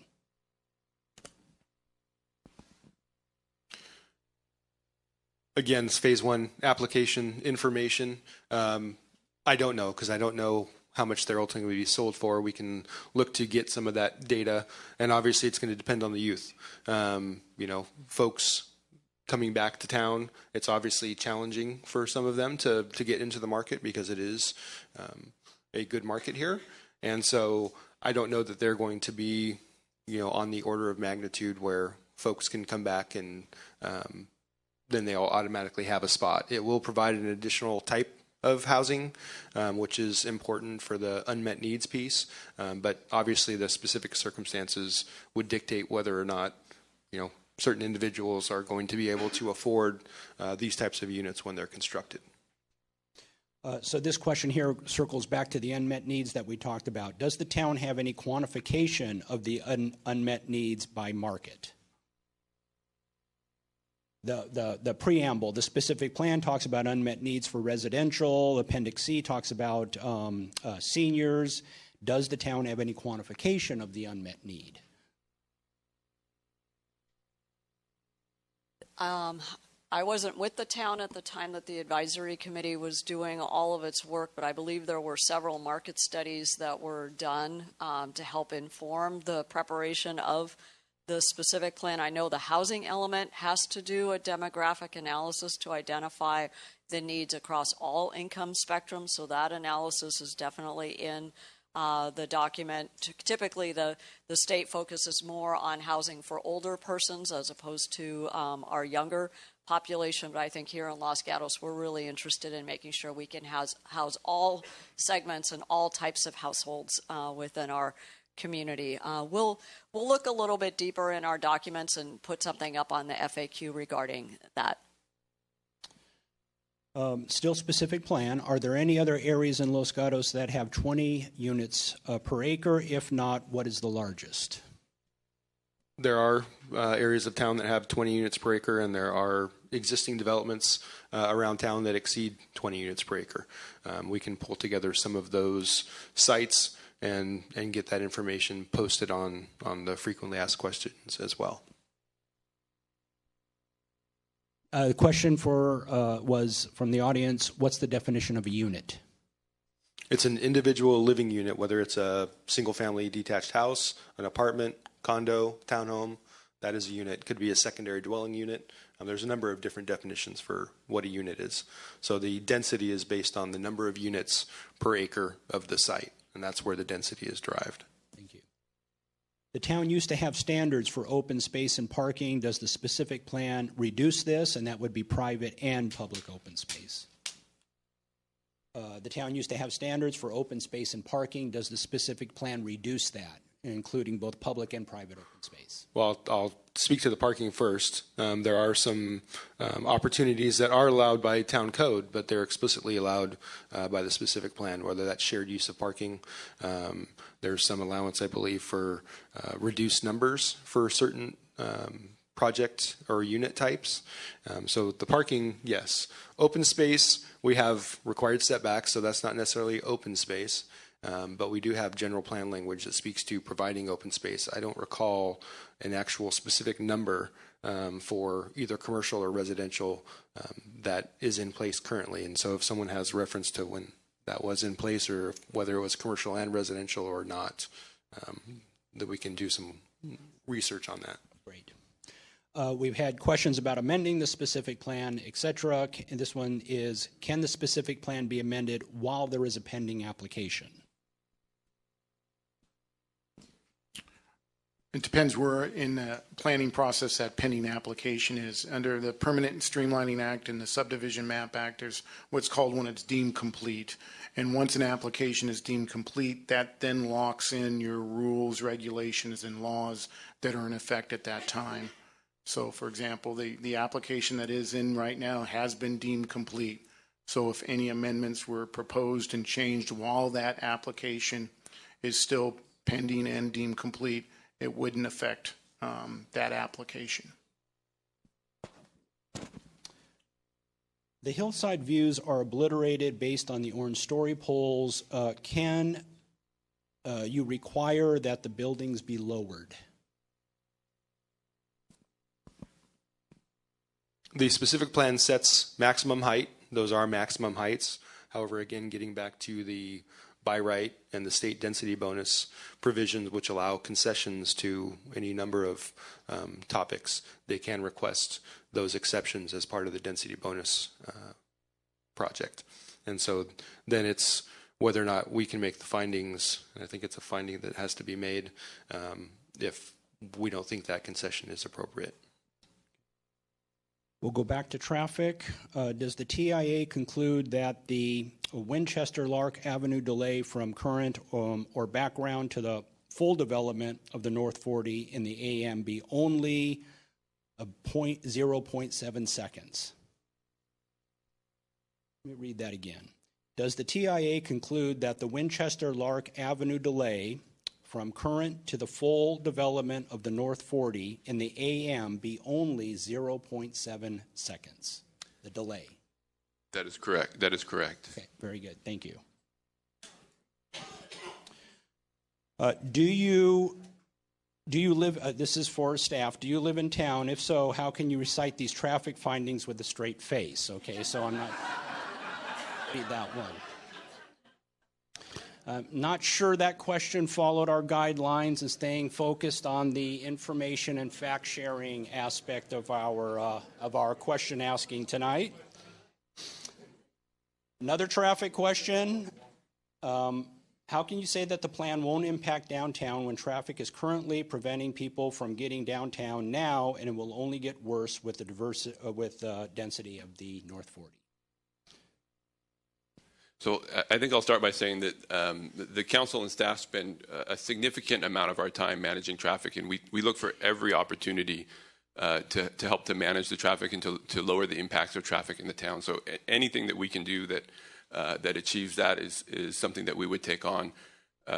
We are limited by the standards that are set forth through the traffic impact analysis, and that guides us really on the analysis and then the alignment of the impacts from the project really drive the direction of where the improvements can occur.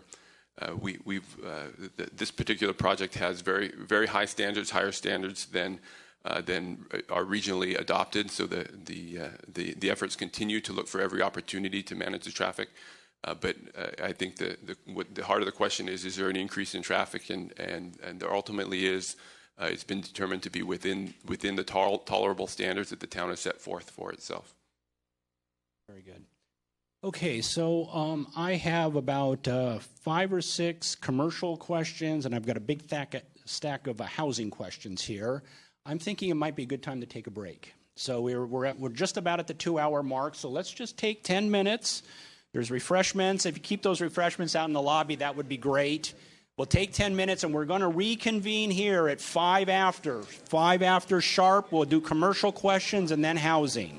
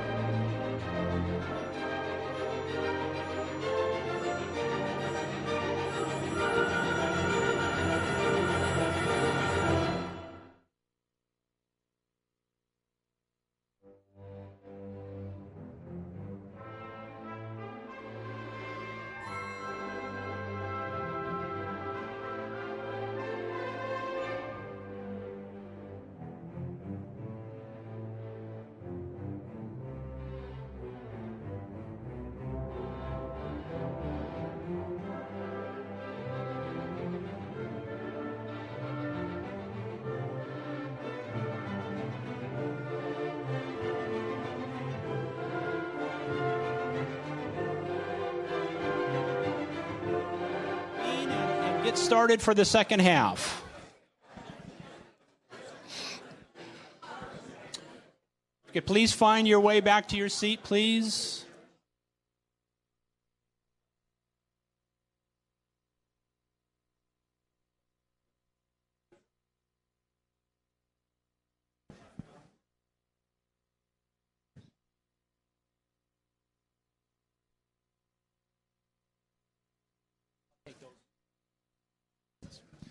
Okay, so we'll go ahead and get started here for the second half. Want to just remind you about the cards, and please fill out the blue card for questions, the yellow card if you have comments, and staff will collect those comment cards. We won't be reading the comment cards tonight. And then the beige card if you do want to speak tonight in verbal communication. Also, if you do have a follow-up question, fill out another blue card, and we'll get the blue card in here, and we'll do the follow-up question as well. We have had a couple questions about the school district, the superintendent, and school board members that are here tonight. And they are here tonight as the town's invited guests, and just in the way that we designed the meeting, they were not told to be prepared with a presentation or to answer questions.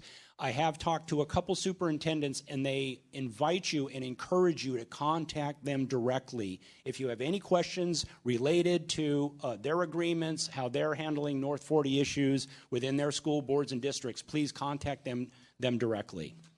Okay, we're going to move forward. As I mentioned, we had some, we'll have some questions around the commercial development aspect, and then there's lots of questions around housing. And then during the break, a couple more specific plan questions came in. So let's just tackle those before we move on to those other topics. What process is available to revoke the specific plan? Not amend, to revoke the specific plan. Is there a process available? And what would that look like? So the town council is who approved the specific plan. So at any time they can, part of an amendment is actually it could revoke it and make those changes to it. Again, as I stated though, those, if it was revoked tomorrow, that wouldn't affect the current application that's in place because it's been deemed complete. So that's the town council always has control over its own document. If the question is, could the citizens do an initiative or a referendum to revoke the specific plan? No, that's not available. The time frame for when the specific plan could have been referendum by the citizens has passed. Since there has not been an application for Phase 2, can the specific plan be amended to state no development, retail, or anything in Phase 2? And can it be amended for Phase 2? So there has to be some potential develop a piece of property, or then we go back to the whole argument of a taking of someone's property. So it certainly could, the second phase, be amended. There is no application pending, and changes could be made. It could result back into its original development potential, but even doing that at this point in time could be deemed a taking if you were down zoning and then taking away, because we've allowed, by approving a specific plan, a certain type of development. People could say they've already relied on that passage of that specific plan, and if you were to down zone it to open space, then the argument would be that would be a taking. Does the specific plan allow for land to be set aside for open space and community recreation as set forth in the general plan for Los Gatos Boulevard, or will all 44 acres be developed and cemented over? So as I mentioned before, there is an open space requirement, and a minimum of 30% has to be open space, and a minimum of 20 of that 30% has to be green open space, so it will not be paved over completely. Where did the funding for the EIR come from? Who paid for the EIR? As with every application process in town, we receive funds from an applicant, and then we use our consultants, and we are the overseers of the document, its preparation and its final release. And so it is funded by developers, which is the same process we use for all of our projects and environmental documents. And I would just add that if there's a concern with an EIR, it's the town that's the one that gets sued. The dollars just essentially allow the analysis to occur, but we are ultimately accountable for the information that's in the EIR, and the town has a process for certifying that it does in fact meet state law. Very good. Thank you.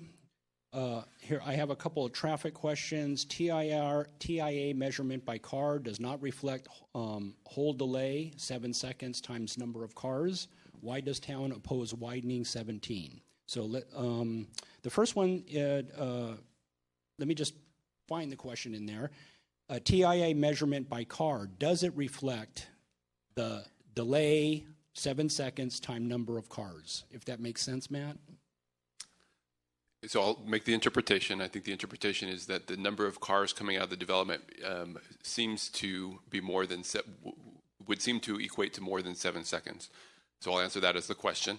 And as vehicles come out of the development, they will go multiple directions, and the traffic impact analysis considers that and identifies what vehicles will go to what intersection and what those vehicles at that particular time will create in terms of a backup at that intersection.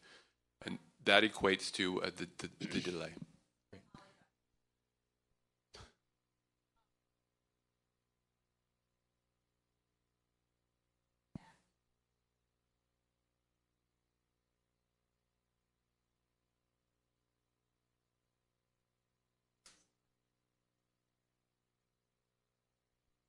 So the question was, how do you quantify that?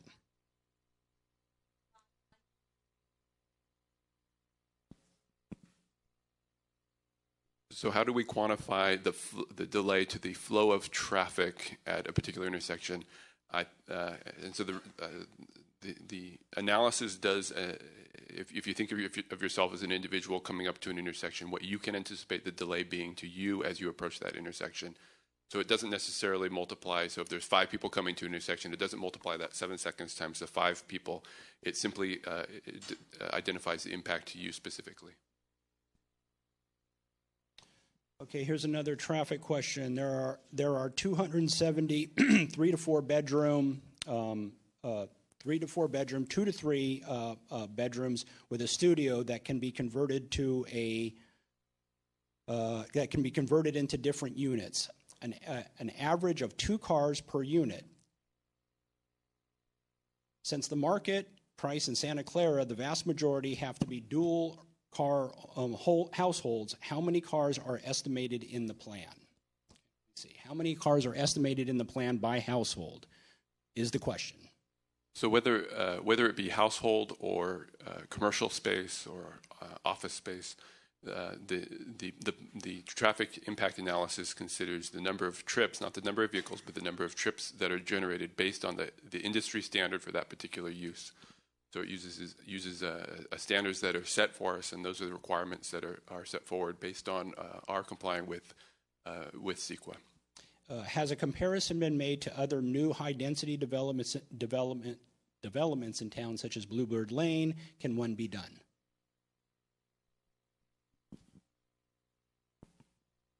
The traffic impact analysis looks at a much bigger picture than independent development. So it's a look holistically at how impacts in similar developments occur, and not at a small cross section or a smaller subset. So it can't be zeroed into a Bluebird Lane or any particular street in that way. Does the developer have any liability if the traffic estimate in their plan is wrong?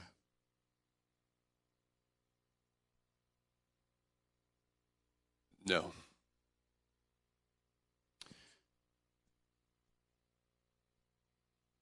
Okay.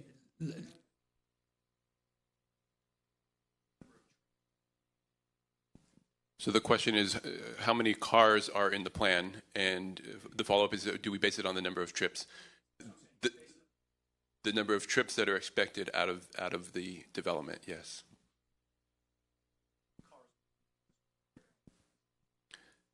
Yeah, if you consider that a vehicle may or may not leave at a particular time, the analysis is based on what can be anticipated on the trips generated out of a particular house. So the example would be on a residence that in the morning somebody may go to work and somebody may stay and work from home, and those average over the entire development across the sample sizes, the samples that are included. That drive the standards that are used in the analysis. So it's a standards-based analysis. The number of units has, the question is, does the density impact the number of trips? And yes, the density does impact the number of trips. The density is important in that the trips are generated by unit. Great. And it would be great to put those follow-up questions on the blue card so we have those and they can put them into their question pool. I'm not sure if this is going to be answerable here. What is the current status with Grosvenor regarding the schools? What has been offered and on the table? We have do we know that? Or do we need to go to the schools for that? The only agreement we're aware of is the agreement that has been entered in with the elementary and middle school district, Los Gatos Union School District. Right. We're not aware of any other agreements or negotiations between any other school district and applicant. That agreement is available through the North 40 website if someone's interested in seeing it. Okay, so we're going to move over to, we've got 5 or so commercial questions. Table 2.1 requires a CUP for a yoga studio, but not a restaurant with a bar. What is the thinking behind that? Table 2.1. CUP, conditional use permit, for a yoga studio, but not a restaurant and bar. So what was the thinking?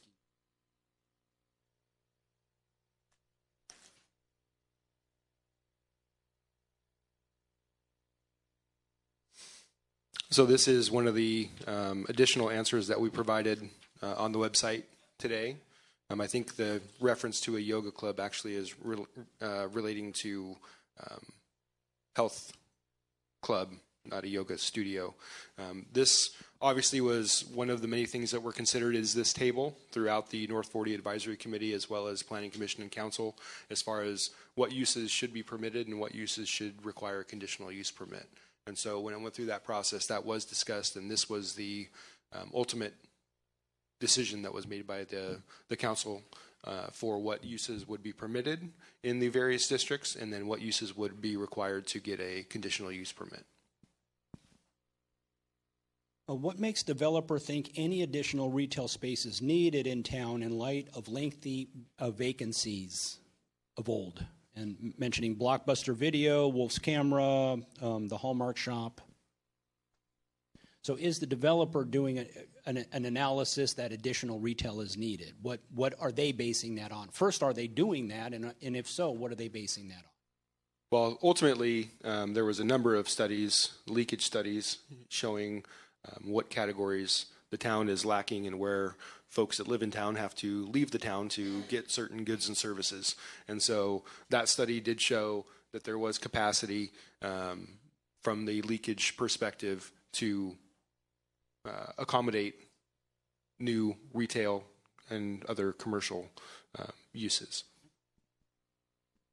Table 2.2 specifies a maximum of 400,000 square feet of commercial. Does that mean the council can approve less than 400,000 square feet, any amount it wants? Generally, yes. Those are maximums, so the council will have to consider whether or not they think whenever the commercial comes forward, whether that's the appropriate number or whether it should be less. And so that will be evaluated during the planning process that we're currently going through, as well as any future applications that might come forward. Is there anything in the specific plan that would prevent a developer from leasing all 400,000 square feet to restaurant use? Generally, yes, there are, because it does talk about that all of the applications, again, are going to be considered, and it does speak to a mix of uses to help complement and the rest of the boulevard as well as downtown. And so someone coming in with that amount of all restaurant is not only a highly unlikely, but it's also would be challenging to show that that's actually conforms with the specific plan. Is there any limitation around restaurants at all in the specific plan on the amount of restaurants? I don't know that there is a specific limit. No, it's just part of the greater application review of where restaurants are anticipated or as they move forward through the process. Okay. If the specific plan was to be revoked, what happens to the land in the North 40 if the specific plan was revoked? If the specific plan is revoked, then it would revert back to its former zoning designations or the zoning designation that complies with the general plan. And so if it gets revoked, then I would guess that would be the likelihood, but I will look to the town attorney to see if he has any additional input. Well, we did make changes to our general plan to make it consistent with the specific plan. So, I mean, I still look at it as an amendment. If in fact council wanted to make changes, it isn't just a revocation of it. There has to be some underlying discussion about what the underlying designation is going to be, because it just wouldn't automatically go back to the previous, because that's already been amended and is no longer applicable. So a complete revocation would put in a very precarious place, because there has to be some designation of what that land can and cannot do. Can the original 750 homes and 586,000 square feet from 2010 take over if that was to be revoked, the plan? As Mr. Schultz was explaining, there would be necessary zoning ordinance amendments as well as general plan amendments if the plan was revoked. The previous general plan designation, if I remember correctly, was mixed-use commercial. So that does allow up to 50% coverage for the site. And so you can take 20 acres times 50%. Theoretically, that would kind of leave your building envelope, which could be far in excess of the 501 that's currently the maximum cap. And I think it was important to point out that one of the previous questions, there's also an additional cap of commercial with the exclusion of office and hotel, I think. Office and hotel. So that cap is actually 400,000 square feet for the other commercial uses, but just wanted to offer that. Great. Another commercial question, not directly related to the North 40, but we'll see if we have an answer here. What is the total square footage of retail currently in downtown Los Gatos? We will pull that information from the previous documents and add that to our FAQ. I do not recall off the top of my head. Okay, a couple specific plan before we move over to housing. Will the sewer system of the North 40 be serviced by Campbell? If so, that system is antiquated, needs upgrades, and so this related back to our earlier question about coordination with Campbell. Will the sewer system be coordinated with Campbell? Will it be serviced by Campbell? So the sewer system is West Valley Sanitation, and they will maintain that sewer system. Okay. So, and the comment, not a question, that system is antiquated and needs upgrades, and somebody's going to have to pay for that. You want to comment on that, Matt? So significant analysis has been done on the sewer system and its capacity for the site, and upgrades will be will account for all of the need associated with that sewer system. And then who would pay for that? So that's part of the development. The development creates the impact, and the development pays for the improvements. This is a specific plan question. Has staff or anyone working for the town examined the negative impacts on property values all the development will have with downslide, schools, traffic, etc.? What is the homeowner's recourse? Has the negative impacts been examined in terms of property values, the impact on property values? So I don't know that we looked specifically at property value impacts. That's not an evaluation that we typically do. I know that does come up quite often with even just a single-family home improvement where neighbors have concerns, and so that's brought up. Haven't seen that personally analyzed, and so I can say that we definitely have not analyzed that. I'm not sure if Mr. Schultz or Ms. Provetti have anything additional. Well, just with regards to the impact for property values, I know no case law that's ever been undertaken where a homeowner has sued over a development project from the impact of that development project on their property value. Most of the legal challenges come from a CEQA challenge or a findings challenge, but not on the impacts from a property value. Does the maximum commercial FT have the same bonus percentage as residential FT? So generally, the density bonus, the state density bonus law only applies to residential. It does not apply to commercial. Very good. Still on specific, no, I'm sorry, we're back to commercial. Is the North 40 commercial element targeted the same as the downtown district? Is the North 40 commercial element targeted, treated the same way as the downtown district? Ultimately, the specific plan sets the parameters. So there are provisions in the specific plan that have requirements that are less stringent than some of the downtown properties. So that clearly was set up when it went through the process. So there are differences between how downtown applications are provided for when compared to properties that are going to come forward in the specific plan. Good. With the maximum commercial development, how many jobs are anticipated? Is that provided by the planned housing adequate to support these jobs? So if there's been a jobs analysis. So that is evaluated in the environmental impact report. I will pull that data as well so that we can get that posted online. It does anticipate, based on square footage, they do anticipate a number of employees that will be generated by the various uses. Why are CUPs, conditional use permits, different for downtown and North 40? Why do developers get to easier rules than downtown businesses on the North 40 side? So that was a discussion along the way as well, obviously, with the concerns. And so when it came forward and went through the process, ultimately, given the additional detail and development standards that are being applied to the specific plan, I can't speak that there was actually anything specific that I recall that was stated, other than typically in a development like this, you're going to have, it's important to understand where you are from a potential tenant perspective. And so I think some of that information was provided as well when it went through the process. And then ultimately it was determined that, there probably is going to be, for instance, there's going to be restaurants in the North 40. And so anticipating that, knowing that, analyzing the impact of some percentage of restaurants, it was determined that, for instance, that use where a CUP is required in downtown, it is not required in the North 40 specific plan.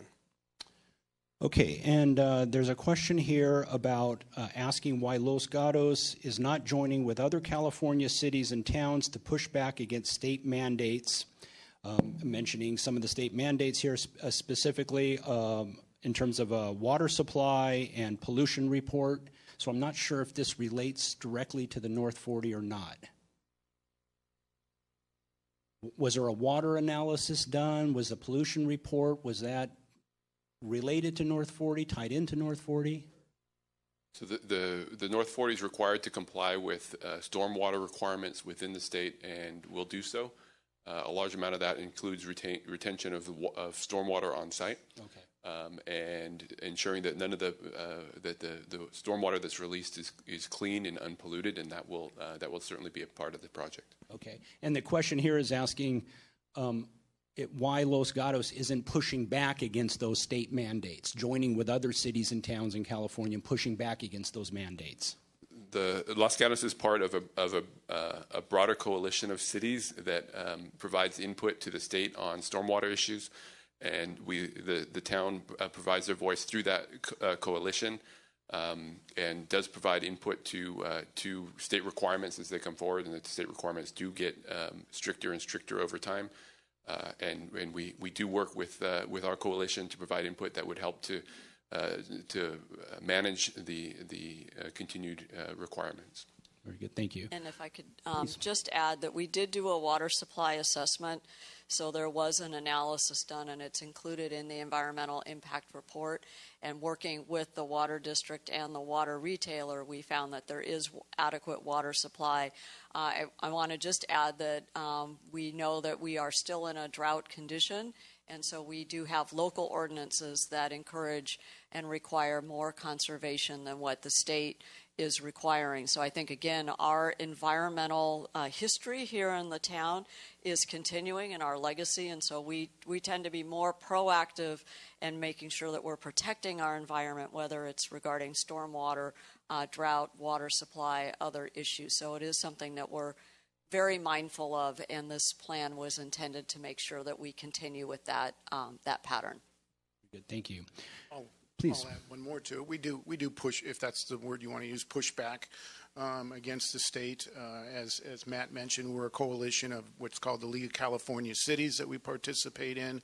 I serve on and was appointed by that California League of Cities to sit on a housing committee, and we meet 4 times a year to discuss the various bills that are being proposed to keep us informed, and we do vote on and oppose or support for those bills. So we are part of a coalition with many of our neighboring cities and keep track and inform council of the different bills that the state is trying to impose on us to take away local control.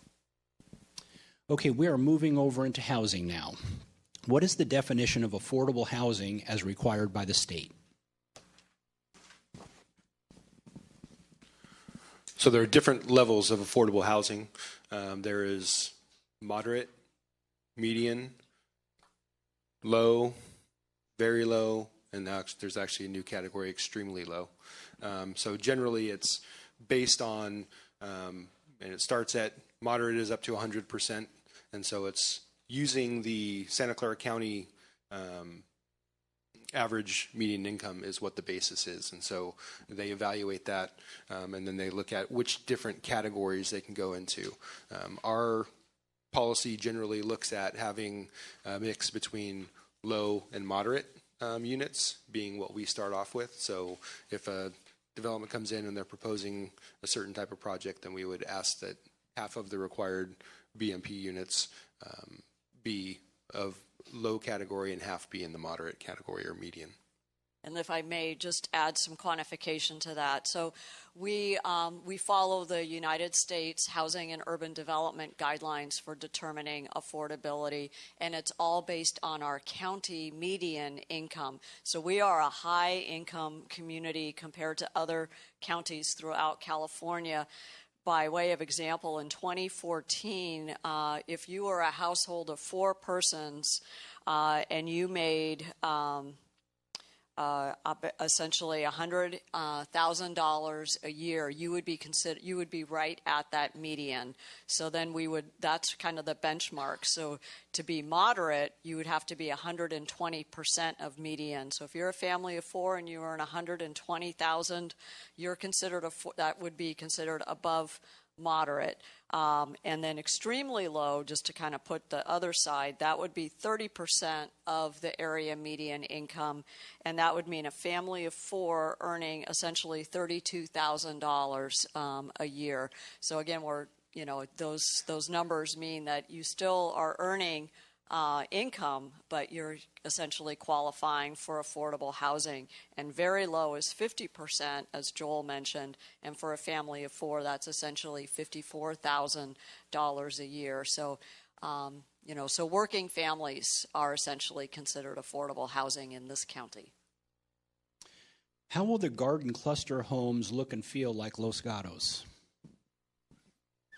So I'm assuming that's speaking specifically to the Phase 1 project that will be analyzed, but that was one of the residential unit types that was spoken about in the specific plan itself. So there was some anticipation that there would be some multifamily units to be produced on the site, and so that's will be evaluated, and that will be part of the Planning Commission and Council's purview as they move forward to determine whether or not that does look and feel like Los Gatos, the proposed project as it currently sits. We had talked earlier. You want to add anything to that, Rob? Are we good? When we were talking earlier about youth and as an unmet need, the question here is, are you talking just about Los Gatos youth that went to our schools? No.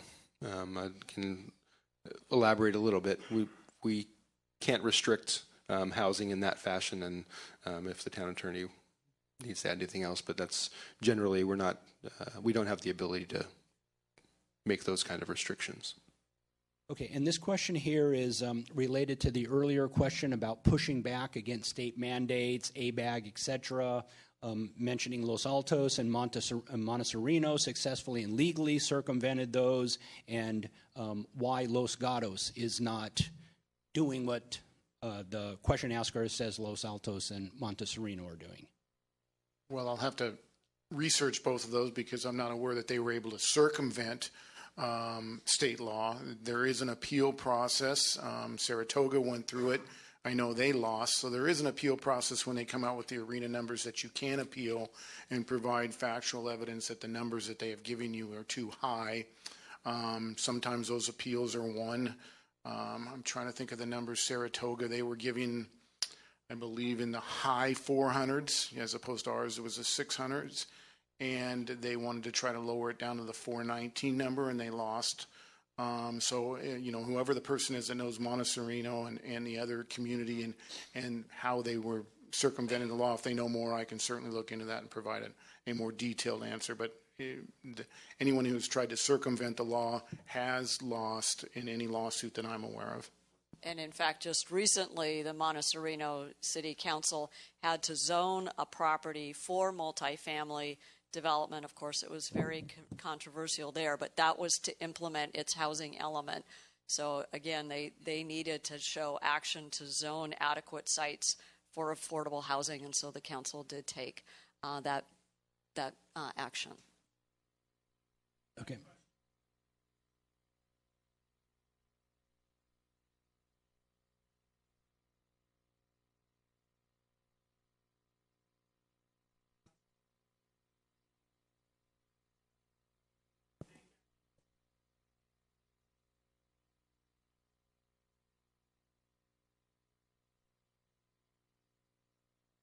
Units.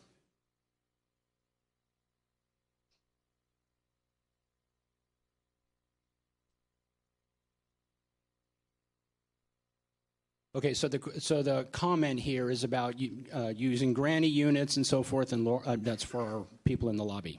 Right. So thank you very much. So again, like many cities, we use a combination of sites to try and meet our housing needs, and the town of Los Gatos has a plan to expand its secondary housing unit provisions to also count towards our affordable housing needs.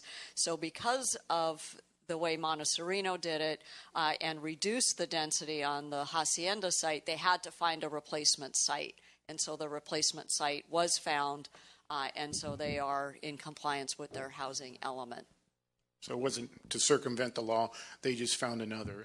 And this is the many meetings that were discussed on coming up with our arena numbers, and if you did not zone the North 40 to use our arena numbers, where else were you going to use that? And there were a number of sites, the Knolls, the Lodge, and those are available that we can provide you with the Oka Road, that they looked at very detailed in many meetings to determine which was the ones to use. And we are using some of our secondary units and are trying to expand that so that we can use more of them.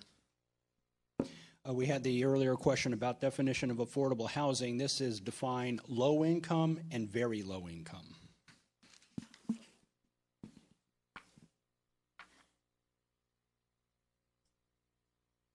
So I believe I just did the very low income, which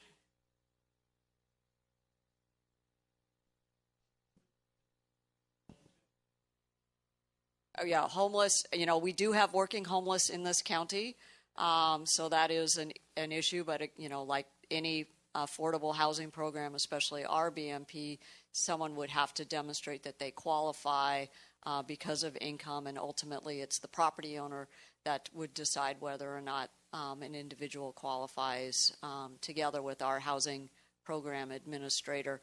So it's theoretically possible, but we need to look to house all income segments of our community, and to the extent we have working homeless that are looking for permanent housing, that could be one population served. Very good. And so the question here was whether homeless were eligible for the affordable housing units.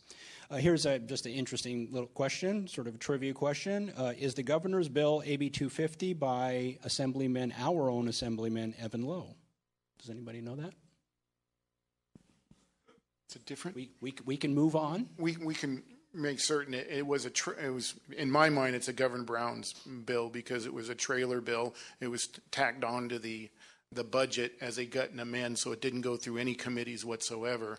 I don't know the particular assemblyman or senator, but we can check on that and say who actually helped sponsor it with the governor. But it definitely came out of the governor's office. If housing is spread into the northern district, is it possible, given height limits and requirements of residential? Let me read that again. Is it possible, given height limits and requirements of residential over commercial? Can you repeat that, please? Is it possible, given height limits of and requirements of residential over commercial? Can residential trump supersede over commercial? So it is possible within the height limits to have a vertical mixed-use development, and that is permitted by the specific plan. So that is a possibility. We would have to see it. I think the other challenge gets to be, depending on how many acres are still have to be at the 20 dwelling units per acre. I think it gets interesting from a site planning perspective to try to get that type of density above commercial. But I couldn't say it's not possible at all. We'd have to look at that. What is the effect on the Los Gatos Union School District to deal to obtain extra mitigation? What is the effect on the Los Gatos Union School District deal to obtain extra mitigation? And I think we've addressed that. The agreement is online, and you can look at exactly what their deal was and what they did get through that agreement. Again, the town didn't participate in those negotiations. Okay. Our town attorney has painted a bleak picture. Please state what the options are. It doesn't sound like the number of units can be reduced. It doesn't appear there will be another EIR. Los Gatos Schools received the settlement. The question, can the application be denied? That'll all take place during the application process. The applicant has due process rights. I'm not even a member that would be voting on this. It's the Planning Commission and the Council, and they'll weigh all the evidence and determine whether it is in compliance with the specific plan. I certainly said that, yes, there are by rights for 270 units, but certainly they do still have to meet the design guidelines and the standards that are set forth in the specific plan, and so that's going to be the issue that they need to decide. So yes, the bad news is what I think I tried to get across is I've heard quite a bit is let's reduce it, and that's a maximum of 270, but because of the housing element that is also on top of that specific plan, they do have the by right of doing 270 units plus a density bonus. So yes, that is bad news for the development if you wanted to reduce the density, but there are many, many, many issues that are still on the table for the Planning Commission and Council to look at and decide. One being, I think, as Brent brought up, just a unit is described in many different ways, and what is the size of those units that fits within the parameters of the specific plan. With town opposition on density and intensity of North 40 application, and we know as a town we need housing unit requirement of 619, why not create a lottery of more in-law units?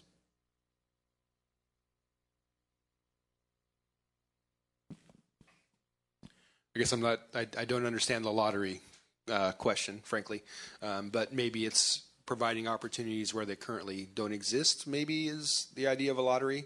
I know that there was a time period in the mid-80s where we did grandfather a lot of second units in town, and then we actually are looking at modifying one of the general plan or housing element action items is to allow second units where we currently don't allow them, and so we'll be doing a zoning code amendment for that and taking that through the process. And then, so it's not a lottery per se, but we are going to try to loosen up the restrictions that currently exist for certain properties, and so that will make it easier, but we can't force people to apply to build these units, and they still need to meet some other parameters. And the housing element identified 28 of the 619 units as being the share that would happen through secondary units. We could certainly exceed that. That's, again, going to be up to the individual property owners in terms of whether or not they want to pursue the new opportunity to build more secondary units. Why does North 40 housing not need to follow square A ratio? I'm not sure what square A FAR. Square foot. I'm sorry. I'm trying to make out the writing here. Square foot ratio. So there are certain parameters where FAR applies. So FAR applies to single and two-family dwellings, and so those are going to be detached. Once you have 3 or more attached units, FAR doesn't actually apply in their town code either. Here, same thing. There isn't an FAR for the multifamily units. This has to do with the distribution of housing in the North 40. Why is it crunched into one small area of the total project area? Can town council require that the housing be equally divided among the 40 acres? And so we answered that earlier with obviously any of that is spread, or if they can't accomplish it in the northern section, then obviously we will have to find additional sites to accommodate that housing.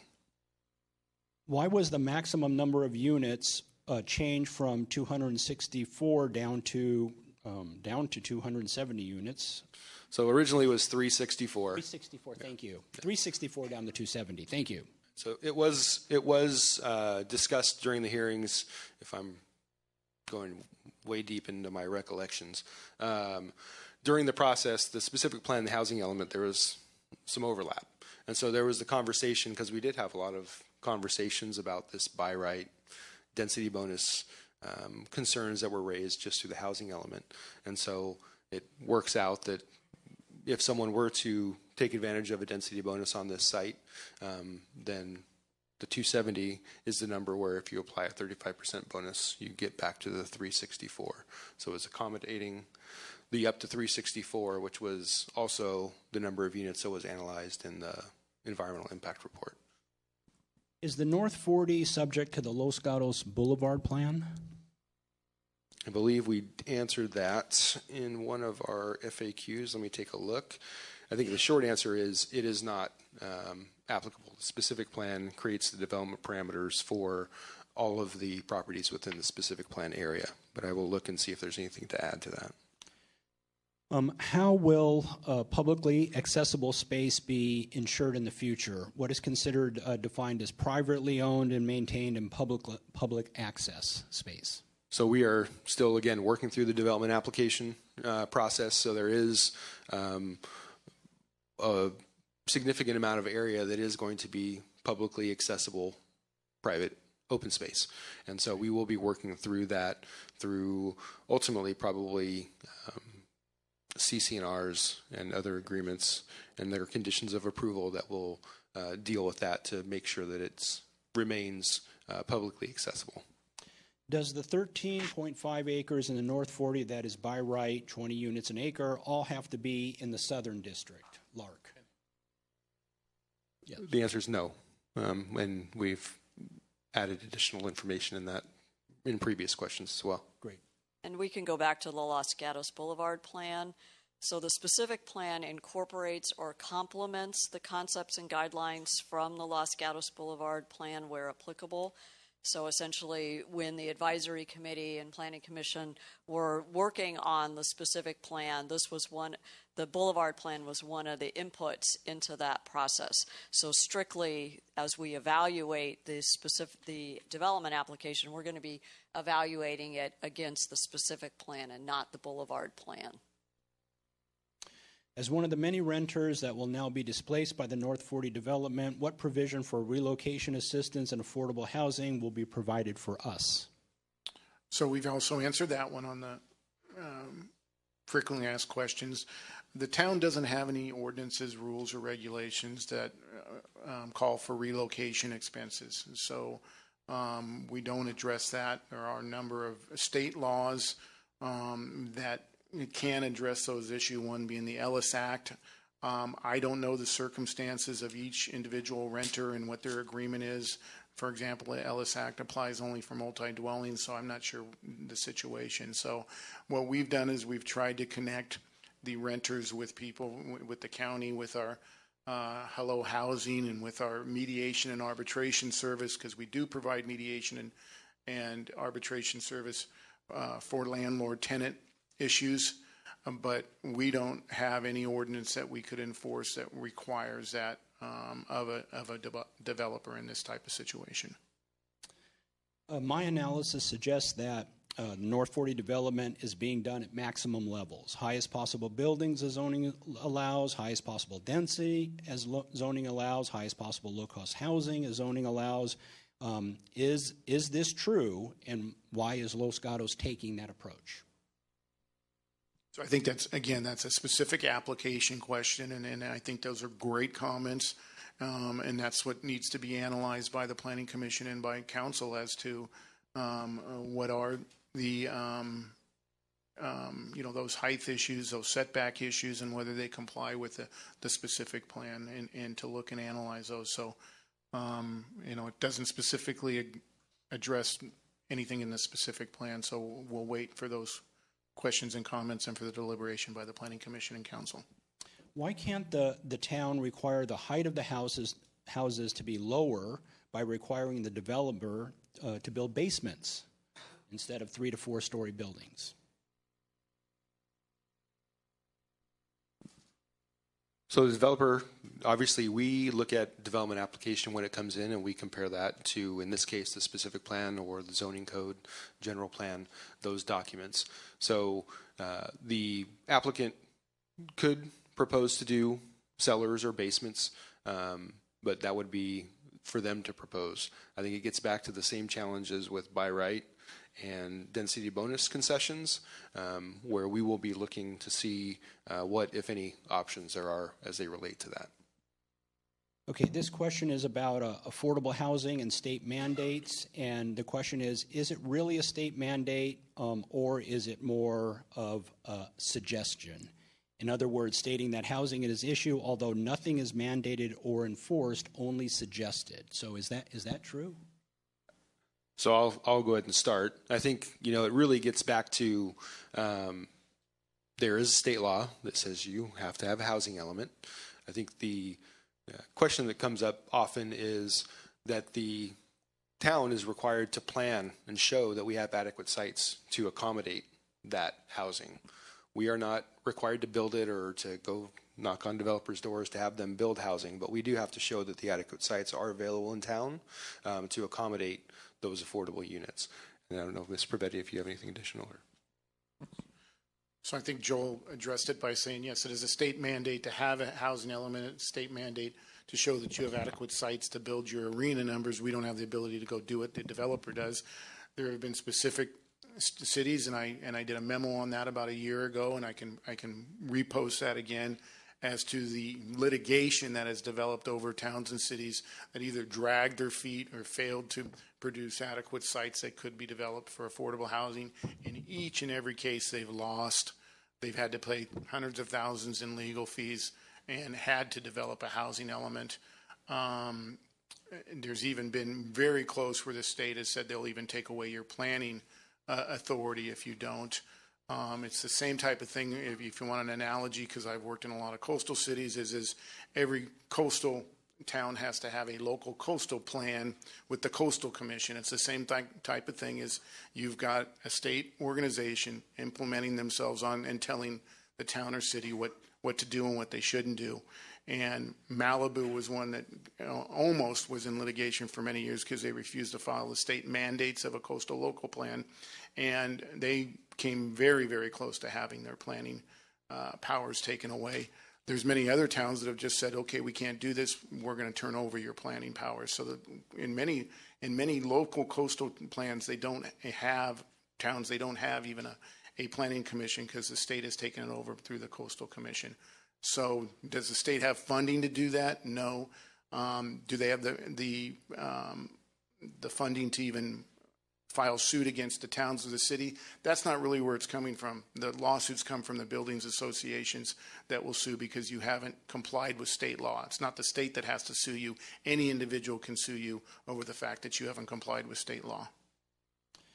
We know 20 homes per acre. What will the square footage of the homes be? So the development plans for the phase 1 application are online. I do not have that information. I know there's a range of sizes, so we will try to pull some of that together and put that add that to the FAQs or create some other document for the phase 1 specifically. This might have been asked earlier. Let's see if there's something new here. If we spread the housing over the 44 acres, it would seem that we could reduce the height of commercial and create mixed use, commercial and housing, and include large open space. Does the specific plan allow for that? The specific plan allows a number of alternatives. Again, I'll go back to what we're doing is we're analyzing we're required to analyze any applications that come forward against the specific plan that's adopted. Is it possible to have lower buildings spread out? It's possible. I can't say that it's not possible, but you end up running into, depending on the types of units, trying to achieve the reduced height and then also get to the 20 dwelling units per acre. That site plan exercise you have to work through, and so that's something that is possible, but we again are evaluating the projects as they come through from an application perspective. And I think if you turn to 2.7 of the tables of permitted land uses, you would find in the Lark District, though, that was primarily in the specific plan supposed to be residential, and you'll find many retail uses aren't allowed. The formula retail businesses aren't. There's different things that are not allowed in that Lark District because it was supposed to be primarily residential. Great. And Rob, I know you explained this in the PowerPoint, but if you could add a little bit to that on what is the concept of by right development as it applies to the North 40? So the by right development means that basically you have that right to develop that many units at that density. You don't have the ability to reduce that number of units if an applicant comes in. You're able to apply design review, and that's maybe the look and feel and how it orientates with the neighborhood. You're able to make sure it complies with all the specific plan standards, but you don't have the discretion, and this is where the state said what we had the discretion, for example, for the lodge properties to say, well, we said the maximum is 270, but we're only going to allow you to have 200 units, or we decided we want all commercial now and no residential because that truly would not allow for those RHNA numbers to be met. So the by right development is just as if you have your home and it's on an R1 property. You can come in and build your one residential home on there. You have to meet all the standards, the setbacks, the height restrictions, but the town can't say to you, well, we don't want a home on that piece of property. And that's the same with the by right development. There is rights on this property to develop it with 270 units. What specific latitude in the area of design review does the Planning Commission and Town Council have in regard to the upcoming application? Revisions or approval, not approval? Are there examples from other communities we could look to? So the latitude of Commission and Council on design review. And so I don't have it with me, but I think it's March 30th. March 30th. The Phase 1 application, that was the first time it had gone to the Planning Commission. So there was a staff report associated with that did lay out and speak to some of that discretion. And then as it continues, additional staff reports will be prepared for the upcoming July 12th and then following meetings with the Planning Commission and also with Council. That's good. I didn't mean to grab the mic, but it reminded me of that. I need to discuss deadlines. And so as Joel said, the application will be coming back for Planning Commission discussion on July 12th. That will be a public hearing. Public comment will be open. And we welcome your public comments and after all the public comment is taken, then the Planning Commission will make a recommendation to the council. Those meetings, the Planning Commission has to make a recommendation to the council by the Permitting Streamlining Act and the Subdivision Map Act by August 31st. And then the council has to make a decision under the state law by September 7th. So those dates are very close together. So from a staff standpoint, what we are planning on doing is having Planning Commission have the public comment period and everything that need be in July, even if there will be special meetings, and to have hearings in August in front of council so that we can make those deadlines. It's very important to make those deadlines so the applicant doesn't have any argument that because we didn't act within the state law that their application is approved. And so we need to comply with those deadlines. So by September 7th, there will be a decision made. The council has a variety of ability to approve, deny, or modify the application that is in front of them if they can make the findings, that they need to in regards to the specific plan and the EIR. Very good. So I have 3 questions here that are about what we just heard in terms of why are the Planning Commission and Town Council meetings being scheduled for July and August. Vacation time, obviously it's not conducive necessarily to public meetings, and so that's the reason why, is because of the deadline that the town is facing, and so we can answer those questions. And I did a memo to the mayor and council May 24th, and we'll put that online also for you, that explains all the dates under the Permitting Streamlining Act and the Subdivision Map Act that requires us to act within those timelines. How much additional housing is planned for the, is it 3 phases, 2 phases? How much for the additional phases of the project? Well, until we have an application, I can't tell you whether there's going to be none or the total amount that's left. I'll have to do a little math. I'm going to want to say in the range of probably 30 units, and I'll look to my left, in the 270 capacity. So 44. So there's capacity for the potential for 44, up to 44 units on the any future phase that comes forward. Very good. So this next question, they don't all need to be in phase 1, right? And so the answer then is right. Yeah, they don't need to all be in phase 1. If 270 units can be developed by right, can we use the principle, the specific plan, to determine where they can be built in the 44 acres and how they will be designed? So I think that's been addressed quite a bit throughout the evening tonight. The units can be spread across the site, and then there will be design review as it relates to the specific plan guidelines and parameters that will be reviewed when it goes through Planning Commission and Council. And the estimated purchase price of the studios, a 1-bedroom, a 2 or 3 bedroom, just a ballpark if you have that? We do not have that. And what revenue is anticipated to be generated in property taxes? I don't know that we've even done that calculation, frankly. So ultimately, whenever a transaction takes place, then the town typically receives, I want to say 9.6% of each dollar of property taxes the town would receive. It was 9.6%. Right, and I think that's helpful for people. 9.6 cents on the dollar. On the dollar, yeah. On property taxes. So that we would that would be entitled and come to the town, as well as any portion of the sales tax that might be generated by the 68,000 square feet of commercial that's proposed in the first phase application. How does the size of the Campbell side of the overall project, how does the size of the Campbell side of the overall project, not clear, how many residential units in Campbell, how much retail square footage in Campbell?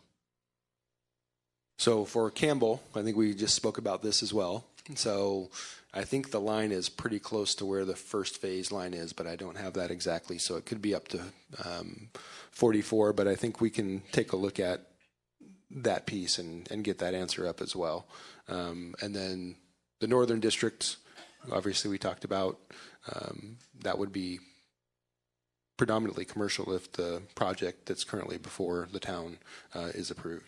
And I would just clarify that none of the North 40 is in the city of Campbell. So when there's reference to Campbell in this response, it's really pertaining to the Campbell Union High School district that serves the northern portion of the area together with the Cambrian School District. So I think we've answered this, but let me just ask it just to make sure. How does by right project apply when majority of the units are market rate, not affordable housing? So our housing element, it didn't, we have to meet needs in our numbers of 619 across the entire board, not just for low income, not just for very low, but it's across the board of providing units across all the needs. So the 270 by our housing element has the by right for the entire 270, not just for affordable housing. How does the town plan to meet our 619 allocation, RHNA allocation? By my calculation, we would need to build 3,669 units to meet that number with a developer density bonus. So our housing element identified different ways to meet the need. And one of them was to include the North 40 specific plan, so that's 270 units. The other approach was the secondary units that we talked about. That was about 28 units.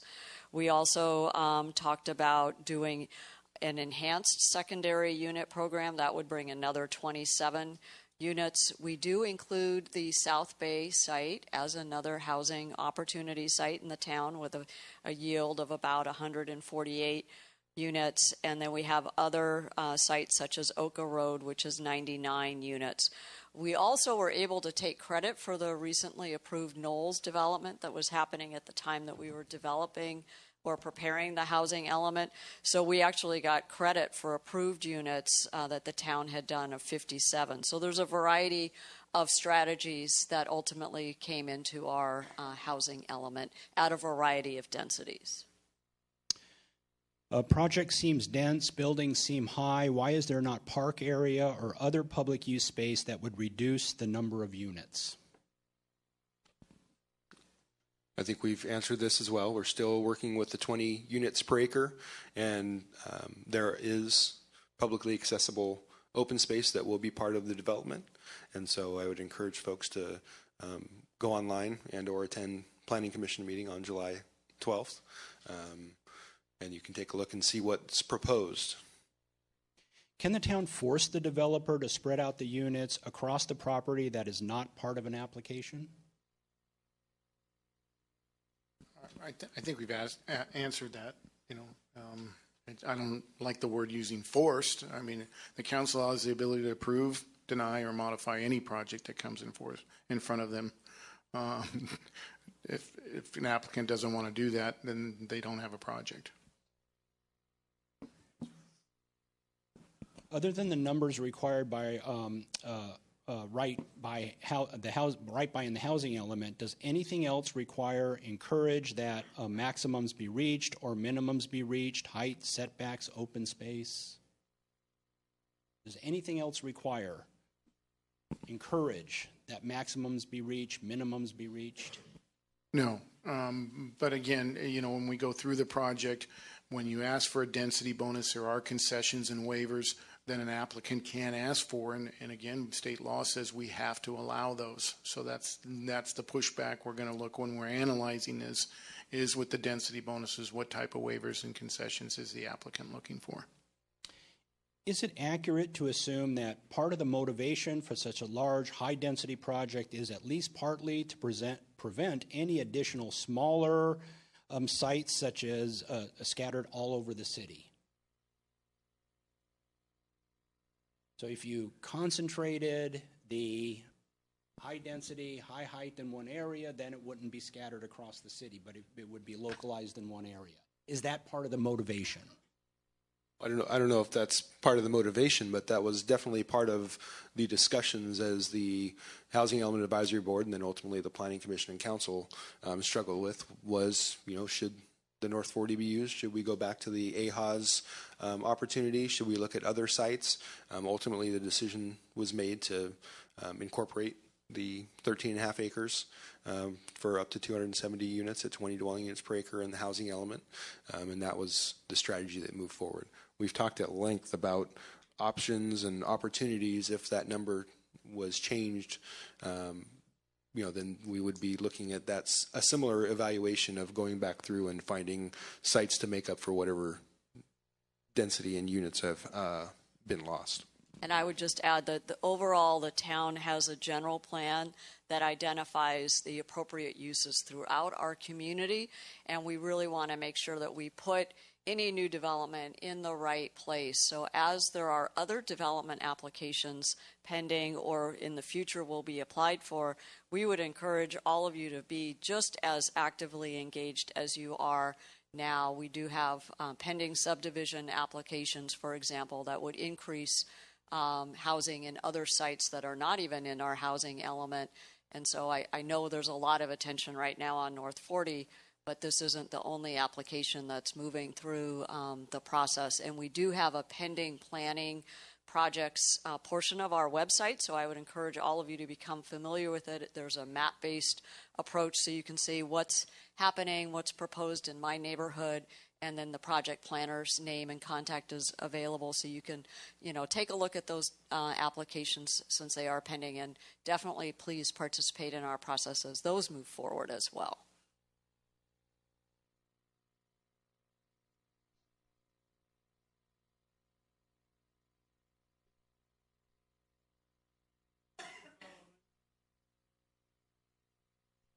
Again, the town, the question is, if we approve North 40, does it prevent things like Laurel Mews in the future?